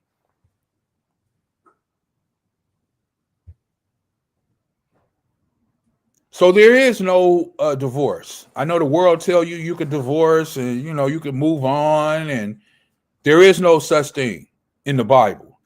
He says he hates it. So if he hates it, that means what? Don't do it. We don't do things that he hates. We just don't do it. Now let's get ready to start wrapping it up. I know people are like, okay, well, let's get to some of this New Testament stuff. So let's go to our brother Yahawashi in the book of Matthew real quick. Matthew 19. As we start to bring this to a head and kind of bust it out. So we understand that we're in a covenant with not only the Most High, but we're in a covenant with the wife of our youth. For some of us, not so much youth. But we are in a covenant with our wife, right? That's what we are in. Just to let you know. You want verse 1? Because you pledged that, right? When you was down there, for those who went to the building, you said for through sickness and health, to what? Death do, huh? Yeah, to sickness and health, to death do us part. And then at the end, they ask you, and you said, I do. Did you say that? That was a pledge. That's why the Bible said in Matthew chapter 12, verse 36, that you will give an account for every idle word. Those are things that came out of your mouth. That was a pledge. And at the end of that pledge, they asked you right before they made the covenant final stamp, and you said, I do. Then you gave her a big kiss and a hug, and everybody clapped and was happy. And for those who had that, you know, you made a pledge. That's the difference between a contract and a covenant.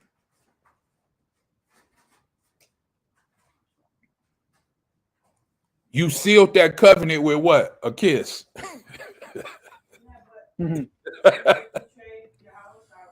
Huh?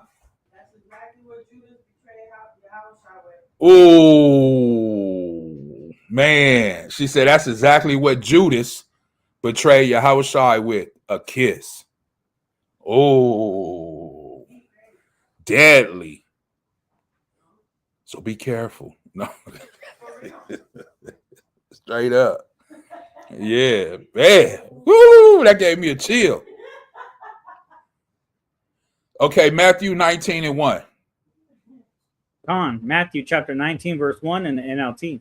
Uh-huh. When Yahawah had finished saying these things, he left Galilee and went down to the region of Judea, east of the Jordan River. Uh-huh. Large crowds followed him there, and he healed their sick.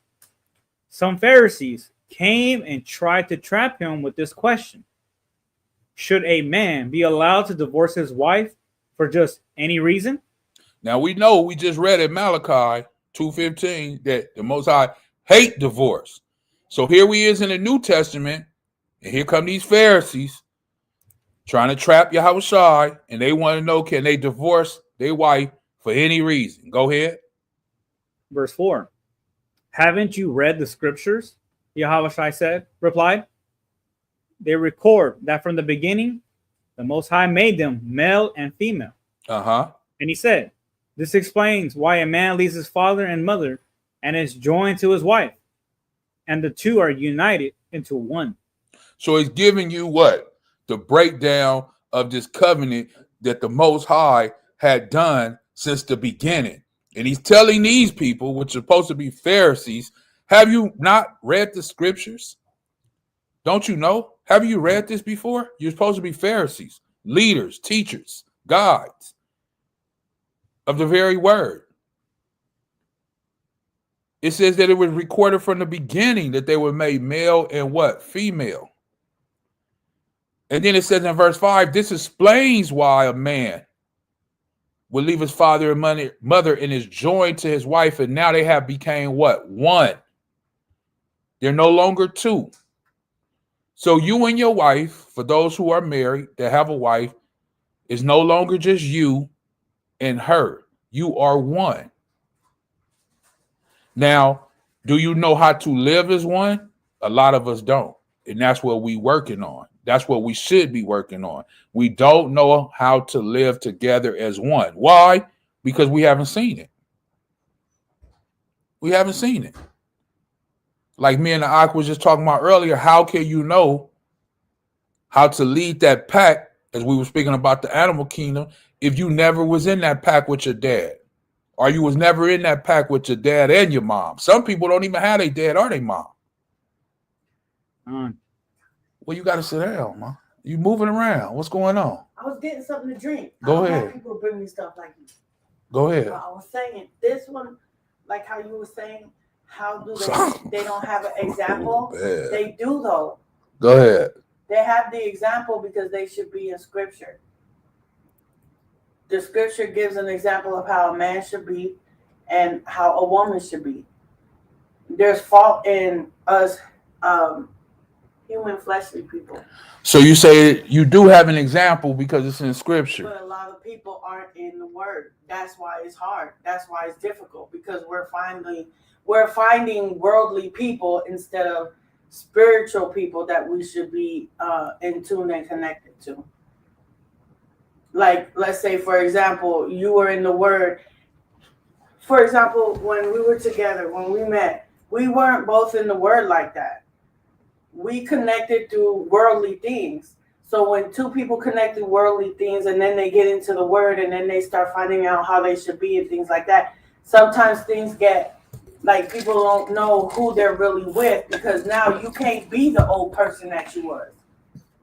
She can't be the old person that she was, and neither can he. So now you two are two brand new people, and you have to learn to love each other in the way the Most High has told you guys to learn to love each other. You agree with that?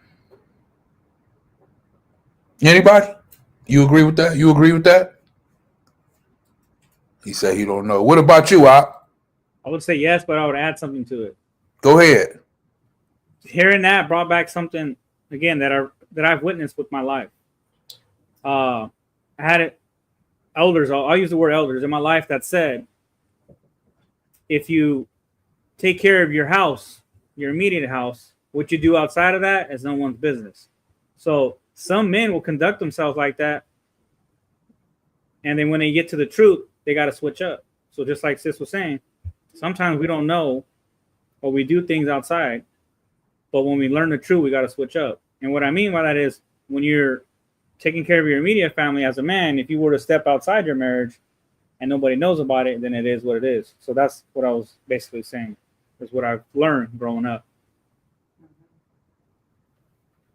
Okay. Read verse 5 again. Matthew 19, verse 5. And he said, this explains why a man leaves his father and mother and is joined to his wife, and the two are united into one. Verse 6. Hold on. I want you to remember that in verse 5 where it says, this explains why a man. Because we're going to read somewhere later where it's going to say that this is a mystery. Right? But I want you to remember Matthew 19 and 5. Go ahead, verse 6. Verse 6. Since they are no longer two, but one, let no one split apart what the Most High has joined together. Mm-hmm. Then why did Moses say in the law that a man could give his wife a written notice of divorce and send her away? They asked. Yahushua replied, Moses permitted divorce only as a concession to your hard hearts, but it was not what the Most High had originally intended.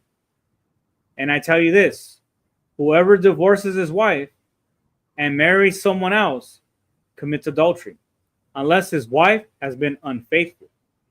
So we see here in verse 8 and in verse 8 and 9 that Moses did this. This was man, right? This was not given through the Father. This was not given from the Most High. The Most High did not ordain this. Moses did this. He gave them divorce. And why? Because the people were stiff-necked. They had cold hearts, hard hearts. The love wasn't there.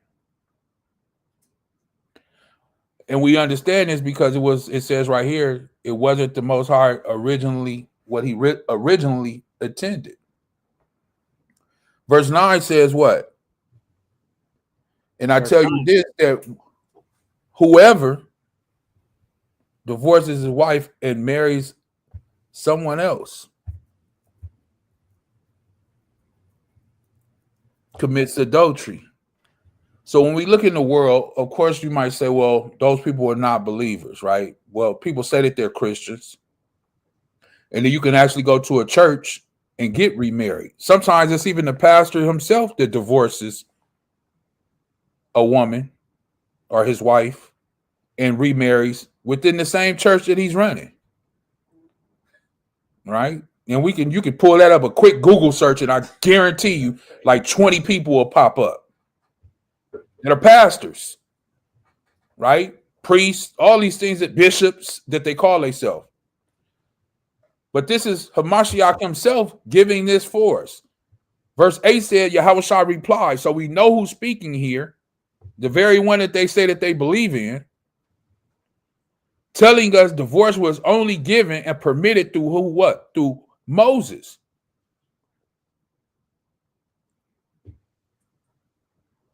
Verse 9 lets us know if a man does this or a woman that they're committing what? Adultery. So that pastor that you listen to, he's in adultery. That bishop, all those people that have divorced their first wife and remarried another. And it says, unless his wife has been unfaithful. Stipulation, if she has been unfaithful, is saying that you can divorce her. But I posed the question, was Israel unfaithful? Yes. Yes. But yet the Most High still found a way to do what? Marry her again. He still found a way. He didn't just cast her off and throw her to the side. He left her. He forsook her for a while. That's why the Bible speaks about separation. You can separate for a while. Clear your thoughts, clear your heads. It may take some time. She may be hurt. You may be hurt. It may be good for a separation for a period of time. I don't know.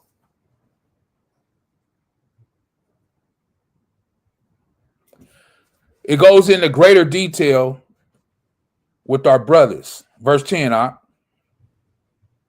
Verse 10. Yahawah's disciples then said to him, if this is the cause or the case, it is better not to marry. Not everyone can accept this statement, Yahawah said. Only those who the Most High helps. Some are born eunuchs. Some have been made eunuchs by others. And some choose not to marry. For the sake of the kingdom of heaven, let anyone accept this who can. See, this is why our brother Paul was on a whole nother level. Why Peter said people don't understand what Paul in his letters or his epistles were truly saying, right? Because Paul was on a whole nother level. How do we know this? When you read Paul writings, he said it is good for a man not to touch a woman. But every man can't receive that. Every woman can't receive that. In greater detail, Yahawah is letting us know right here. In verse 11, not everyone can accept this statement. As Paul says, as Yahawah is saying. It said it in verse 10. Yahawah's disciples then said to him, if this is the case, if it's going to be like this, it is better for us not to even get married. But Yahawah let them know not everyone can accept this. Not everyone has that what? Self-control. This is why Paul said in his writings, if you can't abstain, if you can't have that self-control, then go ahead and get married. It's not a sin. Go ahead. And then he really breaks it down to what you're giving up when you do get married, for those that have read that.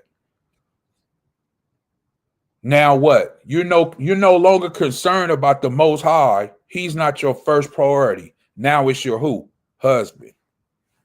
Because now you're trying to make him happy.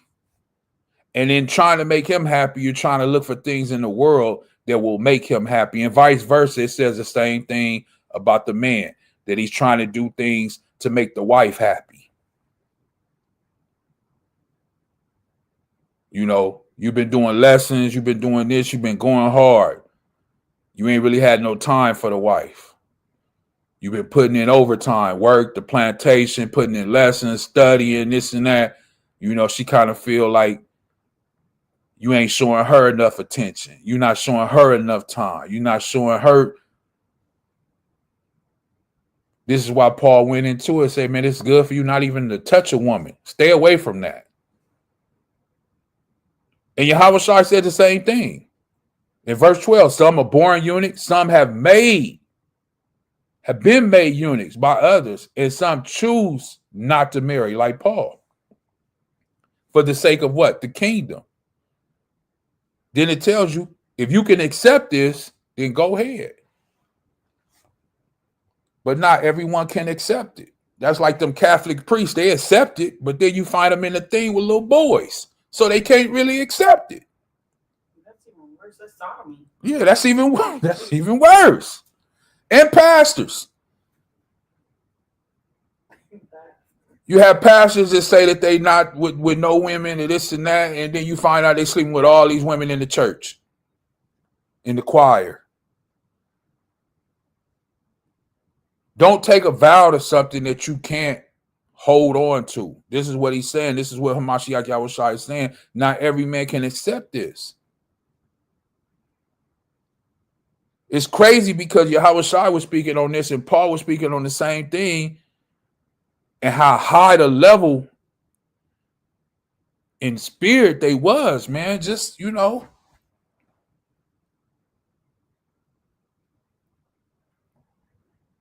long time ago it was said, years ago, when it was said, it was good for you not to touch a woman. And I thought years ago, I said, Paul crazy. He don't really mean that. He don't. But now, when I look back on those years ago, I understand what he was saying. That he was so in tune with the Most High and Hamashiach Yahushua that nothing else in his life mattered. And when you read his letters, he tells you, I've been beaten, I've been stoned. They tried to stab me. I've been put in jail. Sometimes I have food, sometimes I don't have food. I've been cold. Well, I don't have no clothing. Like wherever he said, wherever situation I am in, I find a way to still find happiness to fight for what? The kingdom. Like that's the level that we should all want to be on. Even Peter said, man, some of the stuff that he said is hard for you to understand. And those that are unlearned and unstable, they're gonna mess that up. Because Paul was on a whole nother level. All of them was. But anyway, let's move on. We get ready to wrap this up. I do want to show this real quick that we're given this. And then we'll move to the book of Ephesians. This is Ecclesiastes chapter 9, verse 9. I'll just read this real quick. I just want to read this verse 9. It says, live happily with the wife or the woman you love through all the meaningless days of the life that the Most High has given you under the sun. The wife the Most High gives you is your reward for all your earthly toil. So just to let it be known that the Most High gives us our wife, right? For those who have a wife, for those that are married. And like she said earlier when she was speaking, not all men are going to get a Proverbs 31 woman. And it says right here at the end of this, the reward for all your earthly toil. So if you was something just completely wicked and evil, you may not get no Proverbs 31 woman. You may get a Proverbs 30. There's a scripture that says you get what you dealt with. The one of the you're an evil man, that's the type of woman that. Yeah, if you're an evil man, you're gonna get an evil wife. Yeah. However you are internally with the Most High, know what you really are. That's what you're gonna get. Right. So if he knows that you really loving in the inside, he's gonna really give you a loving wife. But if he know you wicked and evil and you're gonna be beating on her and kicking her like, some other people that you may know, well, he probably gonna give you one that's as the Bible says, a scorpion in your hand. Right? The wrath of a woman. So let's move on to the book of Ephesians real quick. Go ahead. I could comment on what you just said. You want me to read it up? No. Just a comment that you just a comment to what you just said. Even if you are beating on her, the Most High could take you out and move you out the way and give her somebody better. And we'll do it. Yep. It definitely will do it. Yeah. And it has been done. We have seen it done for those who know, so don't take that for granted. That'll be your demise. Definitely. Definitely. So we'll move to the book of Ephesians, chapter 5, and we'll start at verse 22, right? For those who know, it's speaking about the wives, right? 5 and 22. We'll go into this as we get ready to wrap things up. Lock it. Go ahead, Book of Ephesians chapter 5, verse 22. Uh-huh. For wives, this means submit to your husbands as to the master. Mm-hmm. For a husband is the head of his wife, as Hamashiach is the head of the church. He is the savior of his body, the church. Now, we read that earlier in 1 Corinthians chapter 11, right? That the head of the wife is who? The man. For a husband is the head of who? His wife. Paul is saying the same thing here in the book of Ephesians, right? As Hamashiach is the head of who? It says the church. But we know Hamashiach is the head of who? The body. Let me get that real quick before we move forward. Romans 12, right? Because they're going to always say that. I just want to show you. It says, so is the what? Read that. Romans chapter 12, verse 5. Uh-huh. So it is with Hamashiach's body. We are many parts of one body, and we all belong to each other. So we are one body, many parts, but we are one body, right? And Hamashiach is what? The head of the body. That's why he is the head of the man. But we are one body. I just wanted to show that. Go ahead, in Ephesians 23, I think we are at. Or, yeah, 23. 24, but I'll read 23. Actually, you're right, 23. Salaki. Ephesians chapter 5, verse 23. For a husband is the head of his wife, as Hamashiach is the head of the church. He is the savior of the body, the church. As the church submits to Hamashiach, so you wives should submit to your husbands in everything. Now it's telling us, as we have went through this whole thing, how to what? Love, submit, and do the things. It is hard, you know. It's only hard. I say it's hard because we're so much in what? Our flesh. Submitting, loving. And when you, like she says, oh, you don't have an example of that in your household, but then you do have an example of that through the scriptures. But it's one thing to read something and another thing to apply it, right? And it's when I look at it, when it says the church, I always look at it as the body. So as the body submits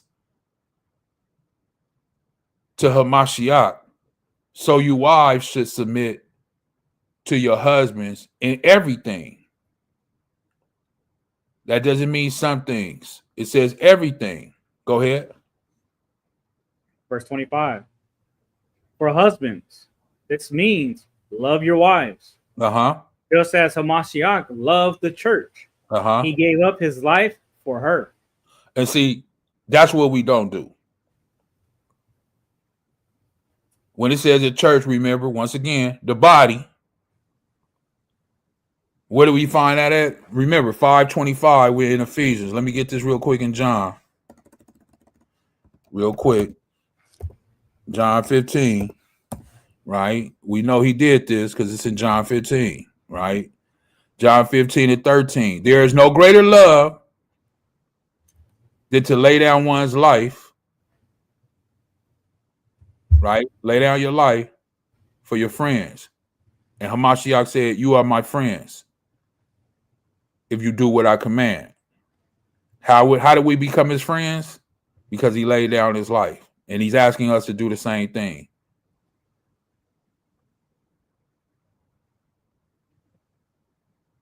This is my command. Love each other in the same way I have loved you. So the same thing is saying right there in the book of John is the same thing he's saying right here. For husbands, this means love your wives. We as husbands, you know, we spend so much time on a lot of other things. Preaching, teaching, reading, studying, overseeing, all these things we do. But I never really hear brothers or Ahchyam get together and say, hey, we're going to get together, Ox, and really go in to see how to love our wives. how can we become better lovers? And I'm not saying in that type of way, but how can we become, or how can we rub elbows with each other to show and talk to the brother and his men how we can love our wives better? We always having councils on this and that and all this other stuff, but I've never heard Ahchyam get together. And when I say Ahchyam, I mean brethren. A room full of brothers get together on how we can love our wives better. I've never heard that. Not saying it hasn't happened, but I've never heard that. It says this means love your wives just as Hamashiach loved the body. And we already seen, we know what he did. As for, like she said, it is written. We can go back. He was spit on, he was beat, he was hung. All for who? The body. It was nothing that he didn't do because he gave up his life. That's the ultimate thing that you could do. So there was nothing that he wouldn't do for the body. It says right there, he gave up his life for her.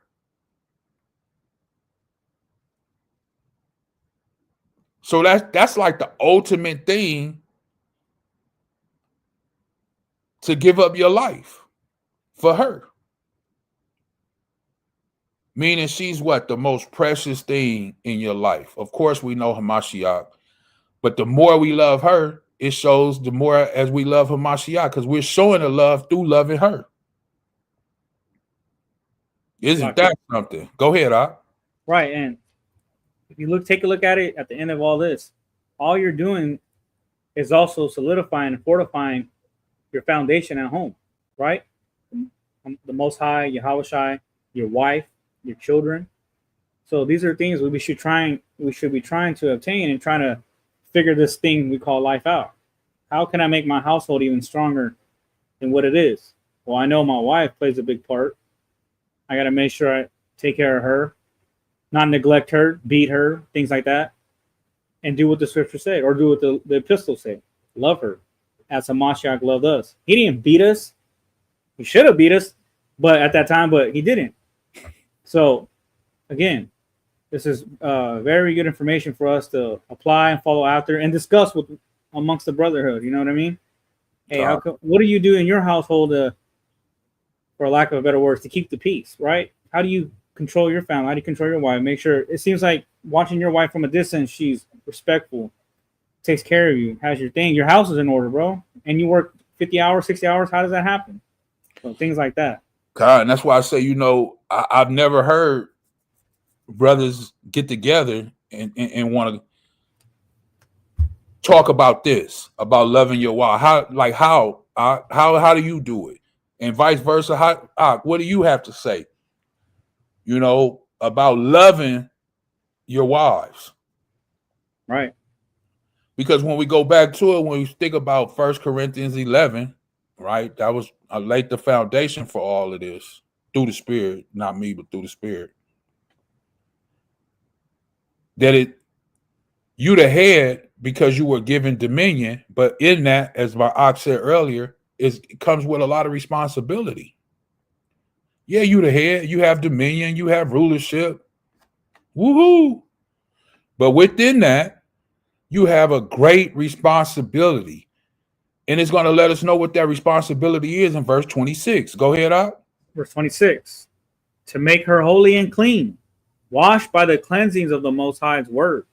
That's your responsibility. That was Adam's responsibility. When she came and brought forth what came from that tree, he should not what? Have hearkened to her, as the Most High said. You shouldn't have listened to her. It was your job, Adam, to do what? Make her holy. It was your job, Adam, to do what? Make her clean and wash her and cleanse her. That was your job, Adam. I brought her to you for you to protect her. That was your whole objective. But instead, you hearkened to her. And in hearkening to her, she was beguiled by Satan, and you were beguiled by her because you didn't hearken and listen to what I told you.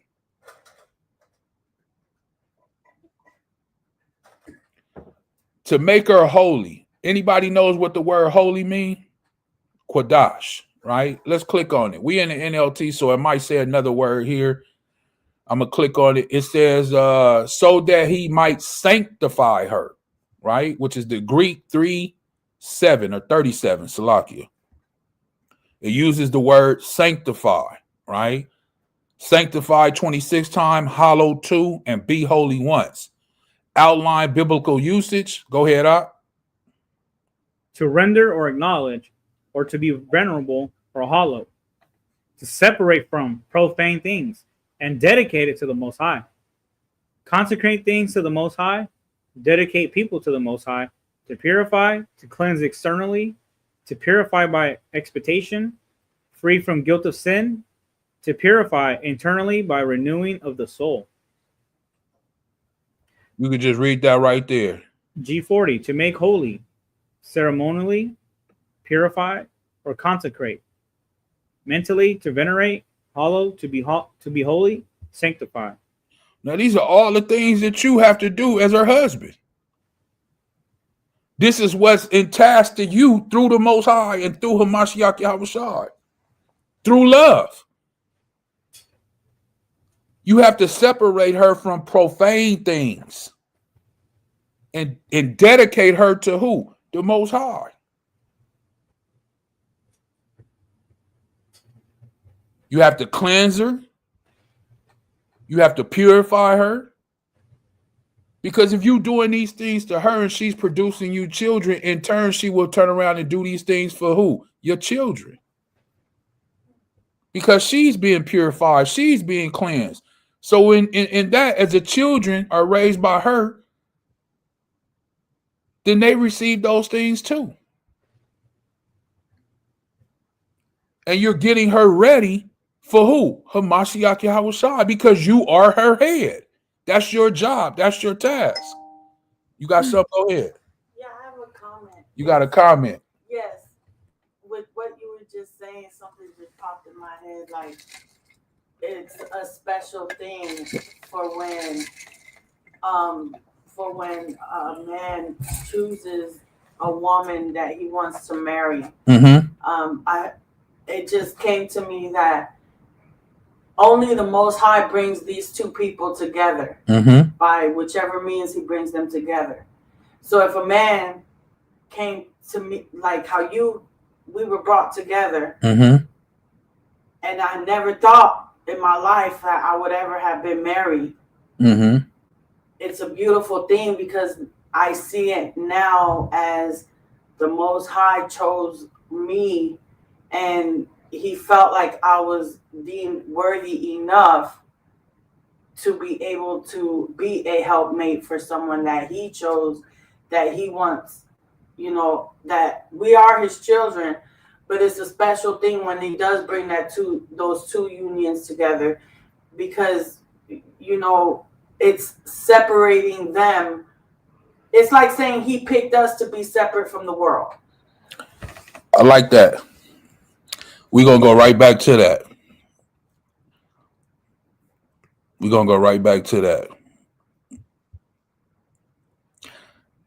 That he might sanctify her, and having cleansed her, right? Let's get the word cleanse. Greek 25:11. It says, the biblical, to make clean, cleanse. One, it says, you can see on the screen, from physical stains and dirt, to remove by cleansing. In a moral sense, to free from what? Defilement of sin and from faults. To purify from wickedness. To free from guilt of sin. To purify. To consecrate by cleansing or purifying. To pronounce clean in a Levitical sense, Salakia. To cleanse, purge, purify. All these things is what a husband is supposed to do.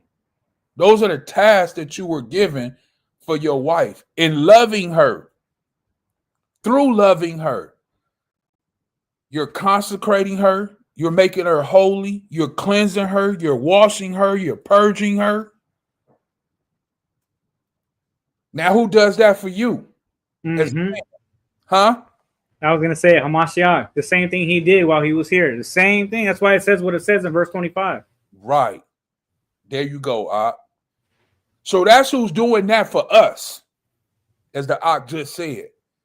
But Hamashiach, as our brother, since he's doing it for us, he's asking you, and he has given you this dominion as a husband, as a man, to do this to the one that he has brought to you, like the Most High brought Eve to Adam. Cleanse her, purify her, consecrate her. I'm giving you this task. I'm holding you to such a high standard that I believe that you can do that. Like she just said, to bring you this helpmate that he entrusted you to be able to do what? As she just said, to purify, to cleanse, free from guilt, free from sin, free from dirt. And someone may just say, well, I don't know about all this. We're going to stay here, right? Ephesians 5:26. Please remember that. Let's jump back a few chapters real quick. I just want to go here. Ephesians, I think it's 2 or maybe 1, right? 1. Ephesians 1. And I'm not sure if it reads the same way in the NLT. Let me see.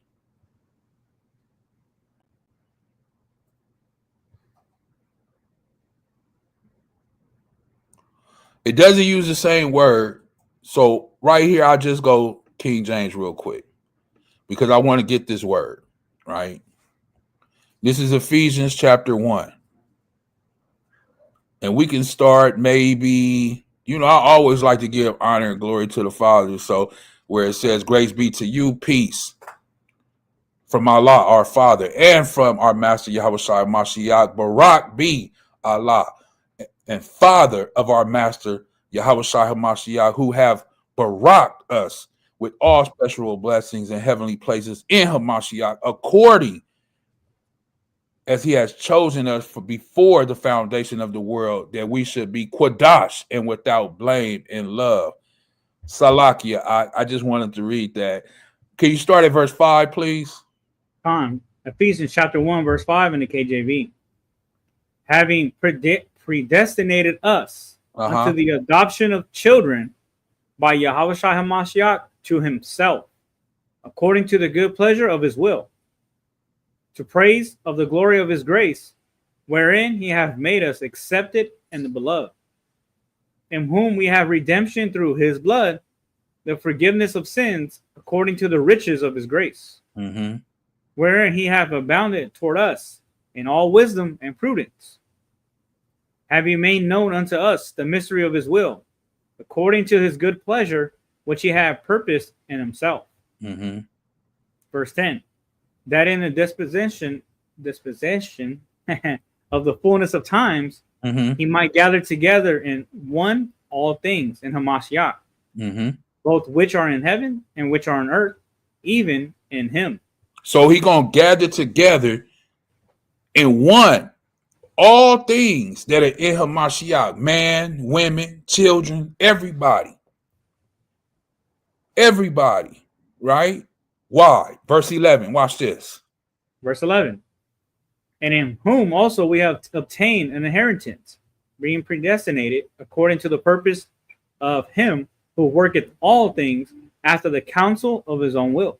So yes, when she said that statement or comment earlier, when she said she felt like it was predestined, that we were brought together, and in that the Most High knew, even though I wasn't in the truth when we met, that the Most High knew that he was going to bring us together, and through the time period that the word was going to come, and I was going to go one way, and I was going to need that particular helpmate that he was bringing forth to me to help me at these different times in my life, going through the very word, going through hardship, things, all these things. Why? Because these things were predestined. We believe in predestination. Why? Because the Bible speaks about it. It says it very clear and in black and white right here that these things were what? Predestined. You have a wife, the wife of your bosom, the youth of your bosom. Yeah, well, she was predestined to you. The Most High gave her to you. I read that in Ecclesiastic 9:9. So many other verses. You can go to 2 Samuel when it speaks about David, when he gave everything to David. Everything we have is given to us from the Most High.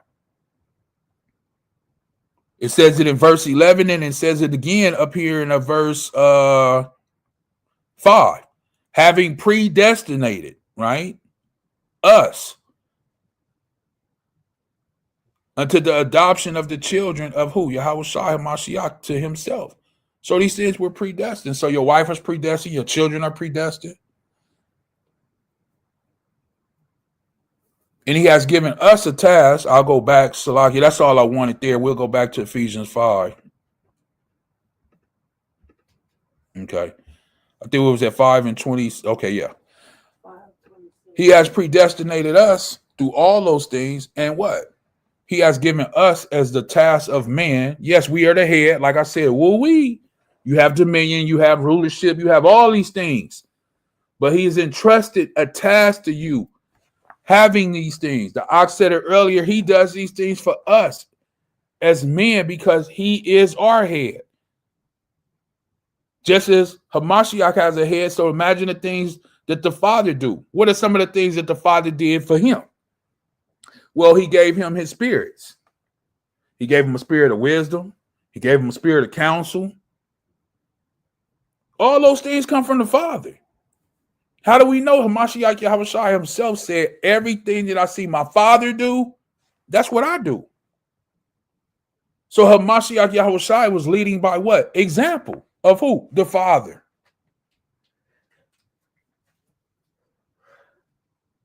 And he's asking us to lead as an example by what? Him. This is why he said, love your wives as what? Hamashiach loved the body or the church. He gave up his own life for who? Her.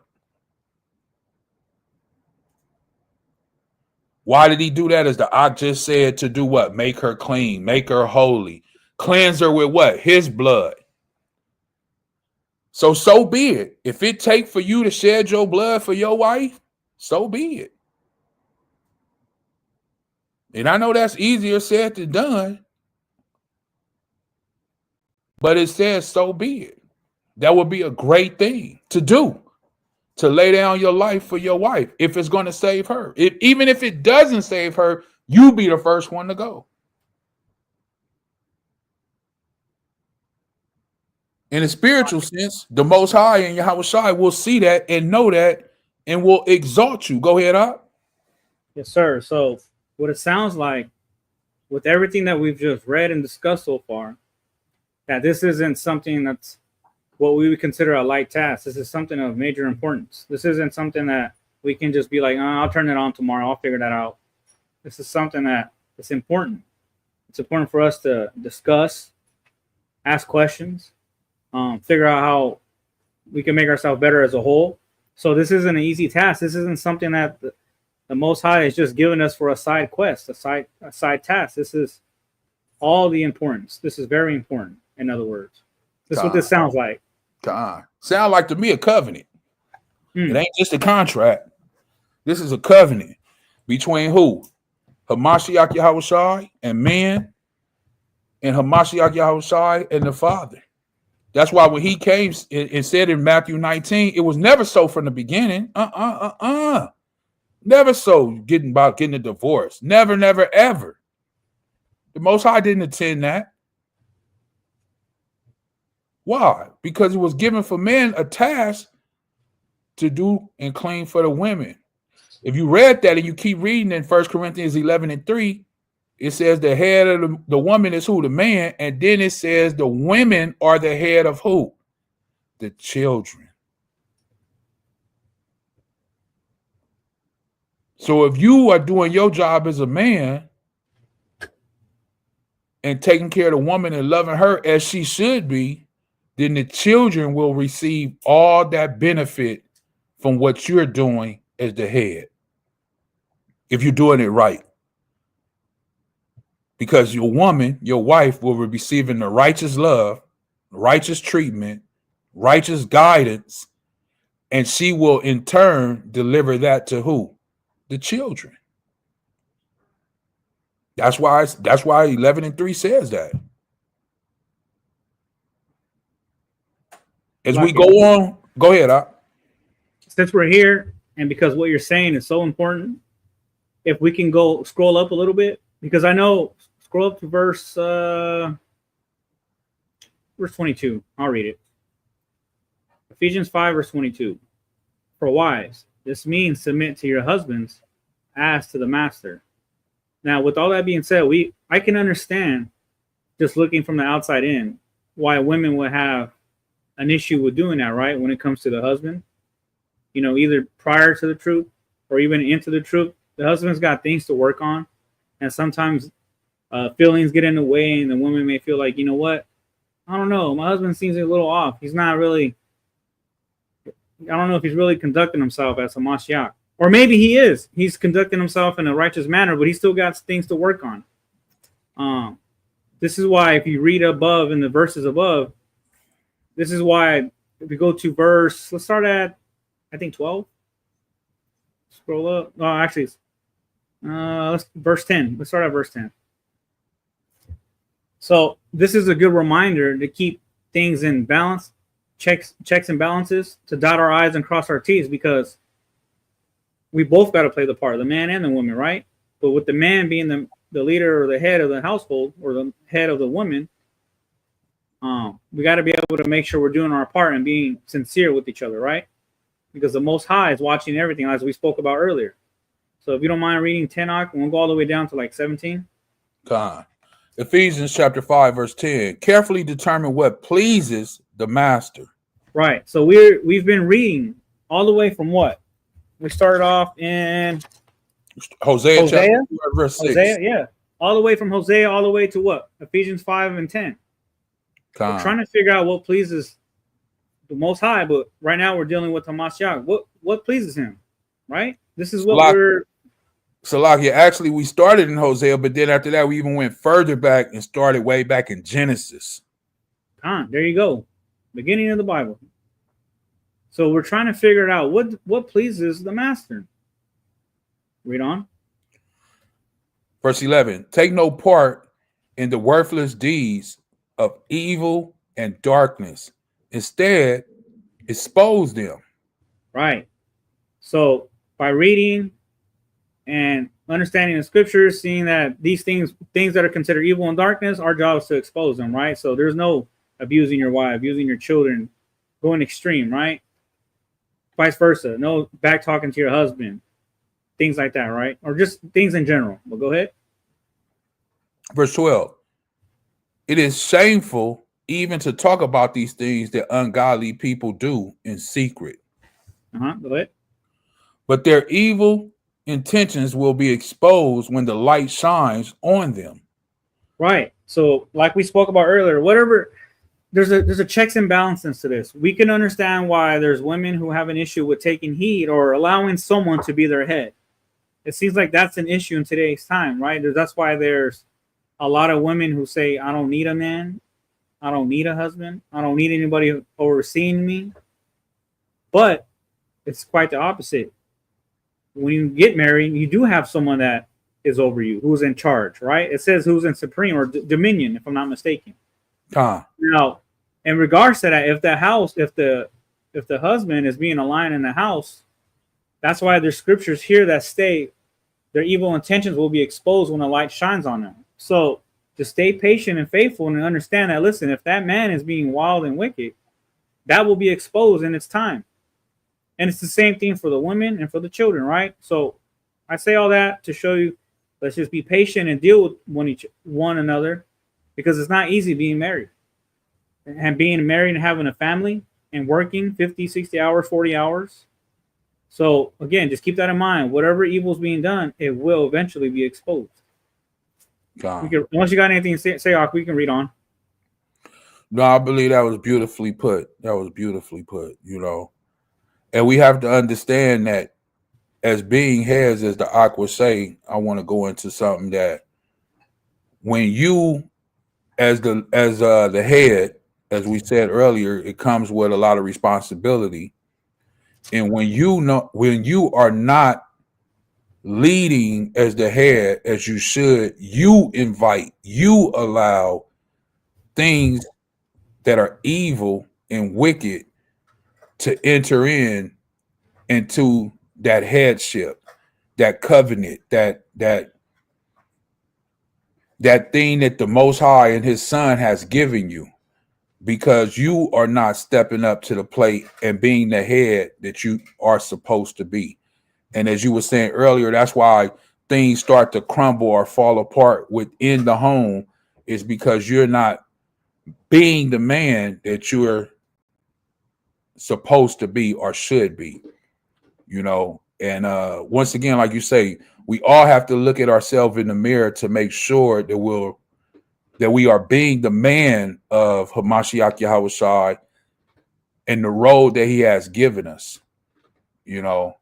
And like he said, it's not easy being married, not easy having a job and working and taking care of the household, taking care of the kids, just life in general. It's not easy. But at the same time, Hamashiach Yahawashi came. And He was in the body and He was in the flesh. And in the book of Hebrews, he said, it's nothing that you have went through that I haven't went through. He had a job. He was a carpenter. Of course, he gave that up for the ministry. He was tempted in all type of situations. Same things, same ways we were tempted. So He's been through everything and He didn't fall and He didn't fail. And He says, if you put your trust in me, you won't fall or you won't fail, right? We know that through the book of Corinthians 10 and 13, that He will give you a way out of everything. But you have to put your trust in Him. You have to believe in Him. You have to believe in His Father. And you can't go to the left and you can't go to the right. You can't think that you're going to do it your way. And sometimes we get high-minded. Sometimes we get prideful. Sometimes we think, you know, as men that we could, you get caught in your pride, hurt, whatever it is. And we have to come back to the realization that we're servants under Hamashiach Yahawashi, and he's not going to tell us anything that's going to mislead us. He's telling us these things to help us. Right. You know, He's telling us these things to help us and how to show love, you know. As we was going over this whole lesson about marriage and you know, that part that we were speaking about being unfaithful, and that was a great insight as she was bringing out, my wife, that it's not only just about being unfaithful or to, you know, sleeping with another woman or her sleeping with another man. It's all the other things that you say, all the other promises that you give, all of the other vows and things that you say, not only to your wife, but to your children and other people, brethren and sisters. You know, that's what the Bible says, let your word be yea or nay, you know, because what you say, that's what they people are going to hold you at. You know, your word has to be good. And if a person can't hold you at your word, then, you know, it's some type of, what's the word I'm looking for? I don't want to say fault. Remorse? No, not remorse. Who? Not mistrust. Your word is your bond. Yeah, your word is your bond. So if a person can't be held at their word, it's like you just unreliable. It's like they'll say it, but it may happen, it may not happen. You know, it's a 50-50. That's like a lot of times, I would always say I never make promises because promises are meant to be broken. Right. You know. Well, actually, they're not meant to be broken, but people break them. Right. But what I mean by that is, though, when we say it, it's not that we intend to break it. Right. Right. These are things that from our hearts we want to do. Right. Intentionally. Right. Right. Then things happen. Right. And we don't end up doing them. Right. That in return is a broken promise. That's why they say don't go by what a person say, because they're going to show you how they truly are. You could tell me you're going to do this, you're going to do that, you're going to do that, but yet you're not showing me anything. So am I to lean on your word or am I to lean on your actions? And then also, you never know how other people take what you say. You know, and I just give a hypothetical thing. You know, it's a brother out there that's really going through something internally. You know, I don't know the brother. We don't know the brother. But he happened to stumble on one of our videos. And he watched the video. And it convicted him. And he reached out, sent an email, sent this. And we actually reached out back to him. But at the time, I was at the plantation, or I was this, or I was that. And I told him, brother, as soon as I get some free time at 9 or whatever, I'm going to give you a call, or I'm going to reach out.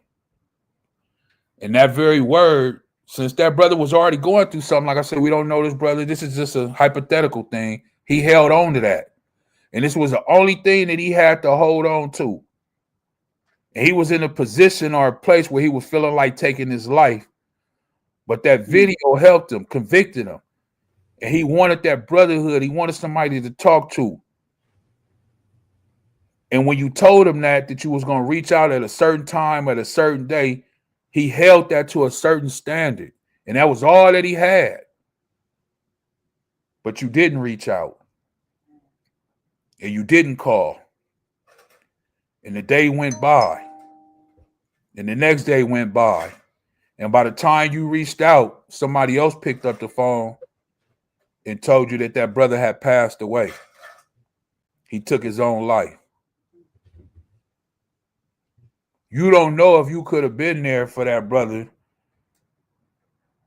But I'm just saying, internally, he was waiting on you. So what I'm trying to say is that you don't never know that word that you speak to someone as children of the light, as people of the light, they hold you to a certain standard, a different standard, because you're not supposed to be like the regular people of the world. We know regular people of the world, they tell you, of the world, they tell you stuff, and you kind of shuck it off like, yeah, all right, whatever. But a man or a woman of the word, someone who walks with Hamashiach, someone who's supposed to be an ambassador of Hamashiach, when they say something, you're supposed to be able to put your trust in that, to know that that's what's going to happen. Why? Because they're an ambassador of the Most High. So it's a different look. It's a different feeling. It's a difference. And I think sometimes, you know, like you say, flesh, life, things, they get in the way, emotions, feelings, and then you slip. Or you not as you should be, you know. So in overall, all of that, you know, that's a good outlook on things. That, listen, our word, as you were saying, our word is our bond. A man or a woman should be held to the standard of what they say, what they speak. And we should not let anyone down. Of course, things happen. But even if things happen, it should be established and let it be known. And no one should feel, I don't want to say remorse. No one should feel let down by you as an ambassador of Hamashiach Yahushai. I'll just say that.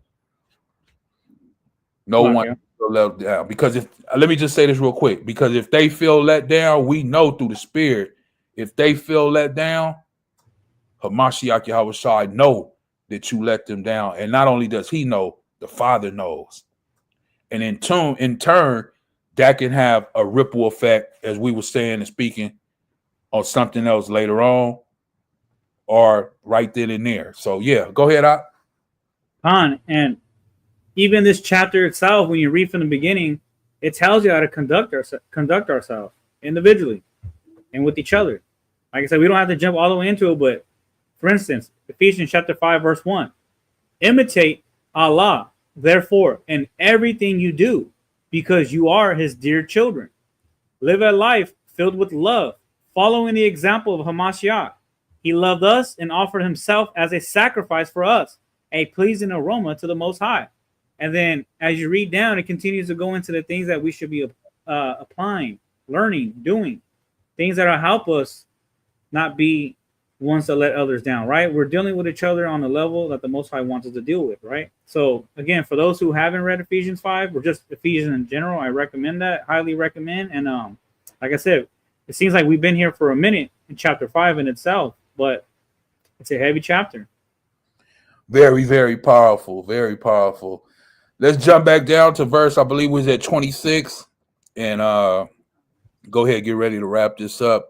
Yeah, verse 26. And that's where it pretty much kind of took a stand at, you know, but we'll finish this up right now at verse 26 on down. Go ahead, The book of Ephesians chapter 5, verse 26.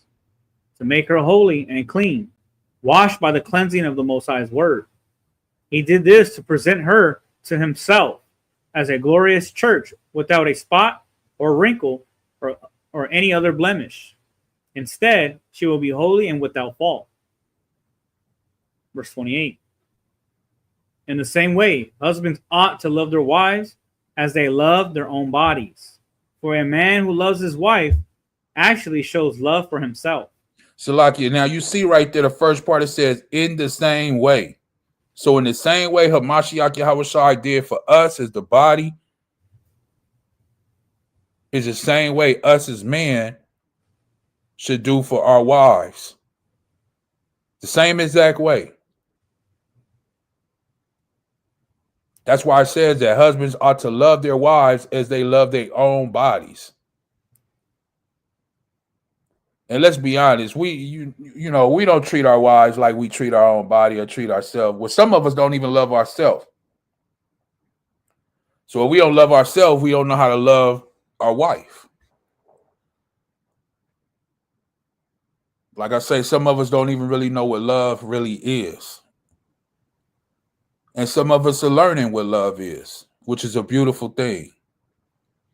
And when one starts to know how to love his own self, he can really love his wife and his children. But isn't that crazy, ironic, just, you know, how life that you could be without love in a world for so many years? Real love. Because people say they love all the time, but they don't really love, you know. Right? They really don't. Because he said, if you love me, then keep my commandments. But people don't do that. They'll say they love Hamashiach with a pork plate in front of them. They'll say they love him and say the commandments are done away with. Yeah, they'll say I love you, yeah, but the commandments are done away with. Yeah, well, and have a shrimp in one hand, getting ready to bite it. Block it out. Go ahead. Or hey, you saw me stole this, right? If you love me, you ain't gonna tell nobody I did this. Right. Right. No, but I believe too. I'm a believer. You know, that's what they say. I believe too. Got a cross on their neck and all that, but I believe too. So, you know, it's a beautiful thing to truly finally figure out what love really is and start working on that in your life. You know, and just little things.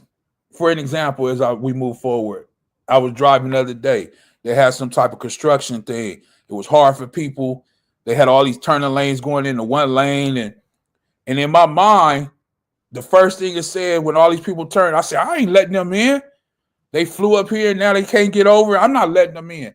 But then another thought in my mind said, listen, you a man of the Most High, let them people in. Who cares? Are you worried about that? That's so small. You can't be like that. That's the spirit. I mean, it's something small, but that's the spirit. Like, you're not going to bogart because they trying to get in the blinker, but you want to be mean. You want to be evil. No, and bogart. No, they not going to get in. No, don't be like that. Let them in. Yeah, they gotta wait like I waited. That's evil. You know what I mean? That's evil. But just that little small thing like that. So I actually stopped traffic, the rest of the traffic, and let them in. And you can just imagine how people look at you like, you know, I can't believe you did. Like, people be fired up about traffic. So, hey, we just need to start to learn how to love one another, love our wives, so the wives can love the children, and then you can love the children. Right? Verse 29. Verse 29. No one hates his own body, but feeds and cares for it, just as Hamashiach cares for the church. And we are members of his body. Mm-hmm. As the scriptures say, a man leaves his father and mother and is joined to his wife. The two are united into one. Once again, we've been reading that all day, as the Ox said. All day, from Genesis all the way now, we here in the New Testament, almost at the end of the New Testament. And it's been saying the same thing, that a man leaves his father and mother and is joined to his wife, and those two are united and become one.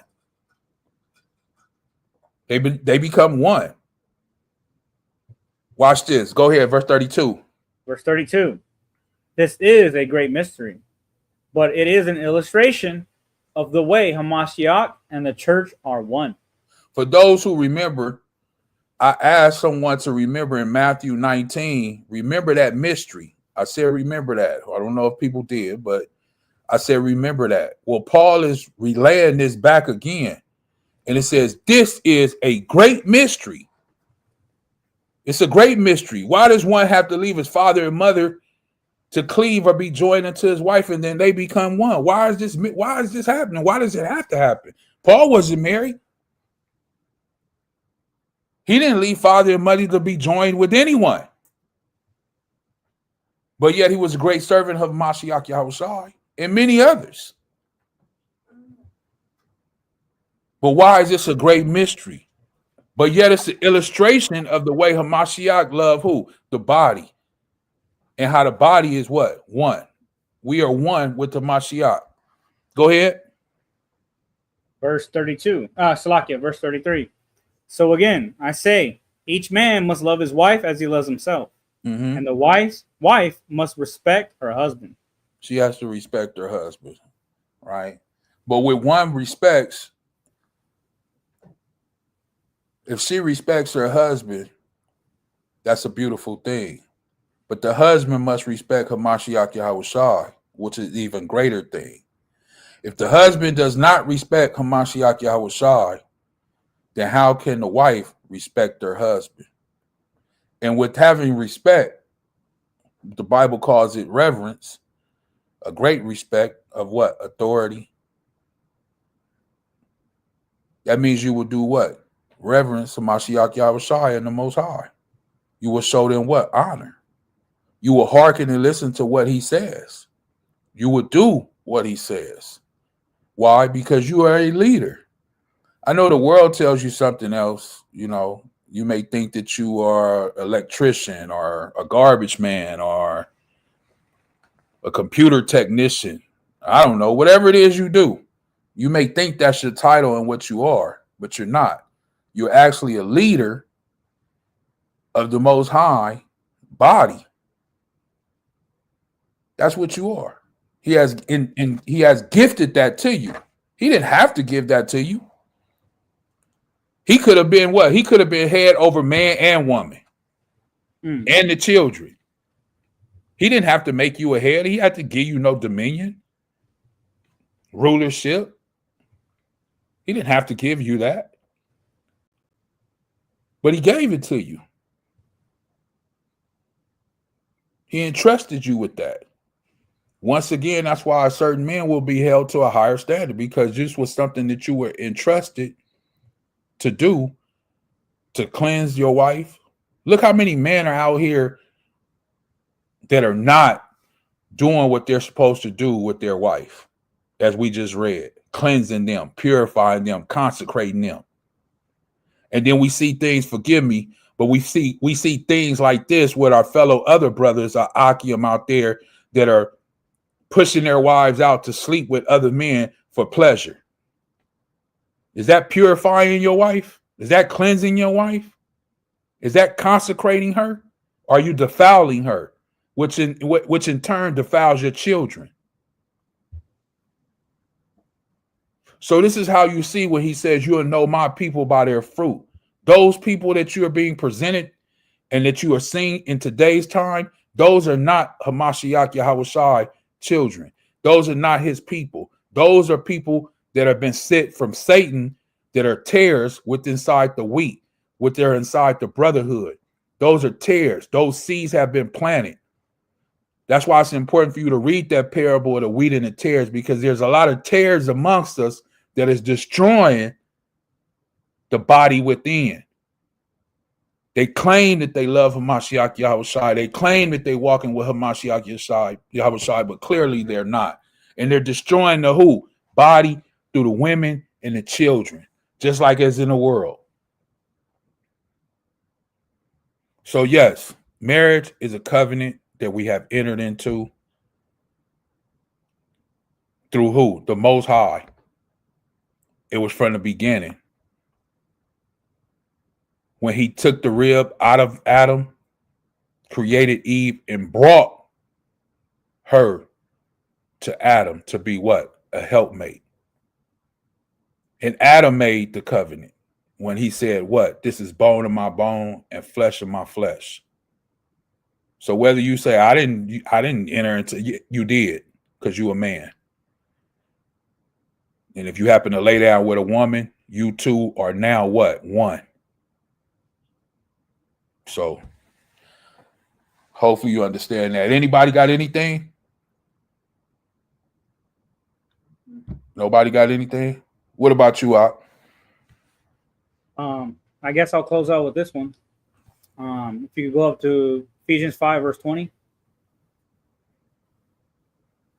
Go ahead. Go ahead, Ak, if you don't mind reading it. Ephesians chapter 5, verse 20, it says, and give thanks for everything to Allah the Father in the name of our Master, Yahawashi Hamashiach.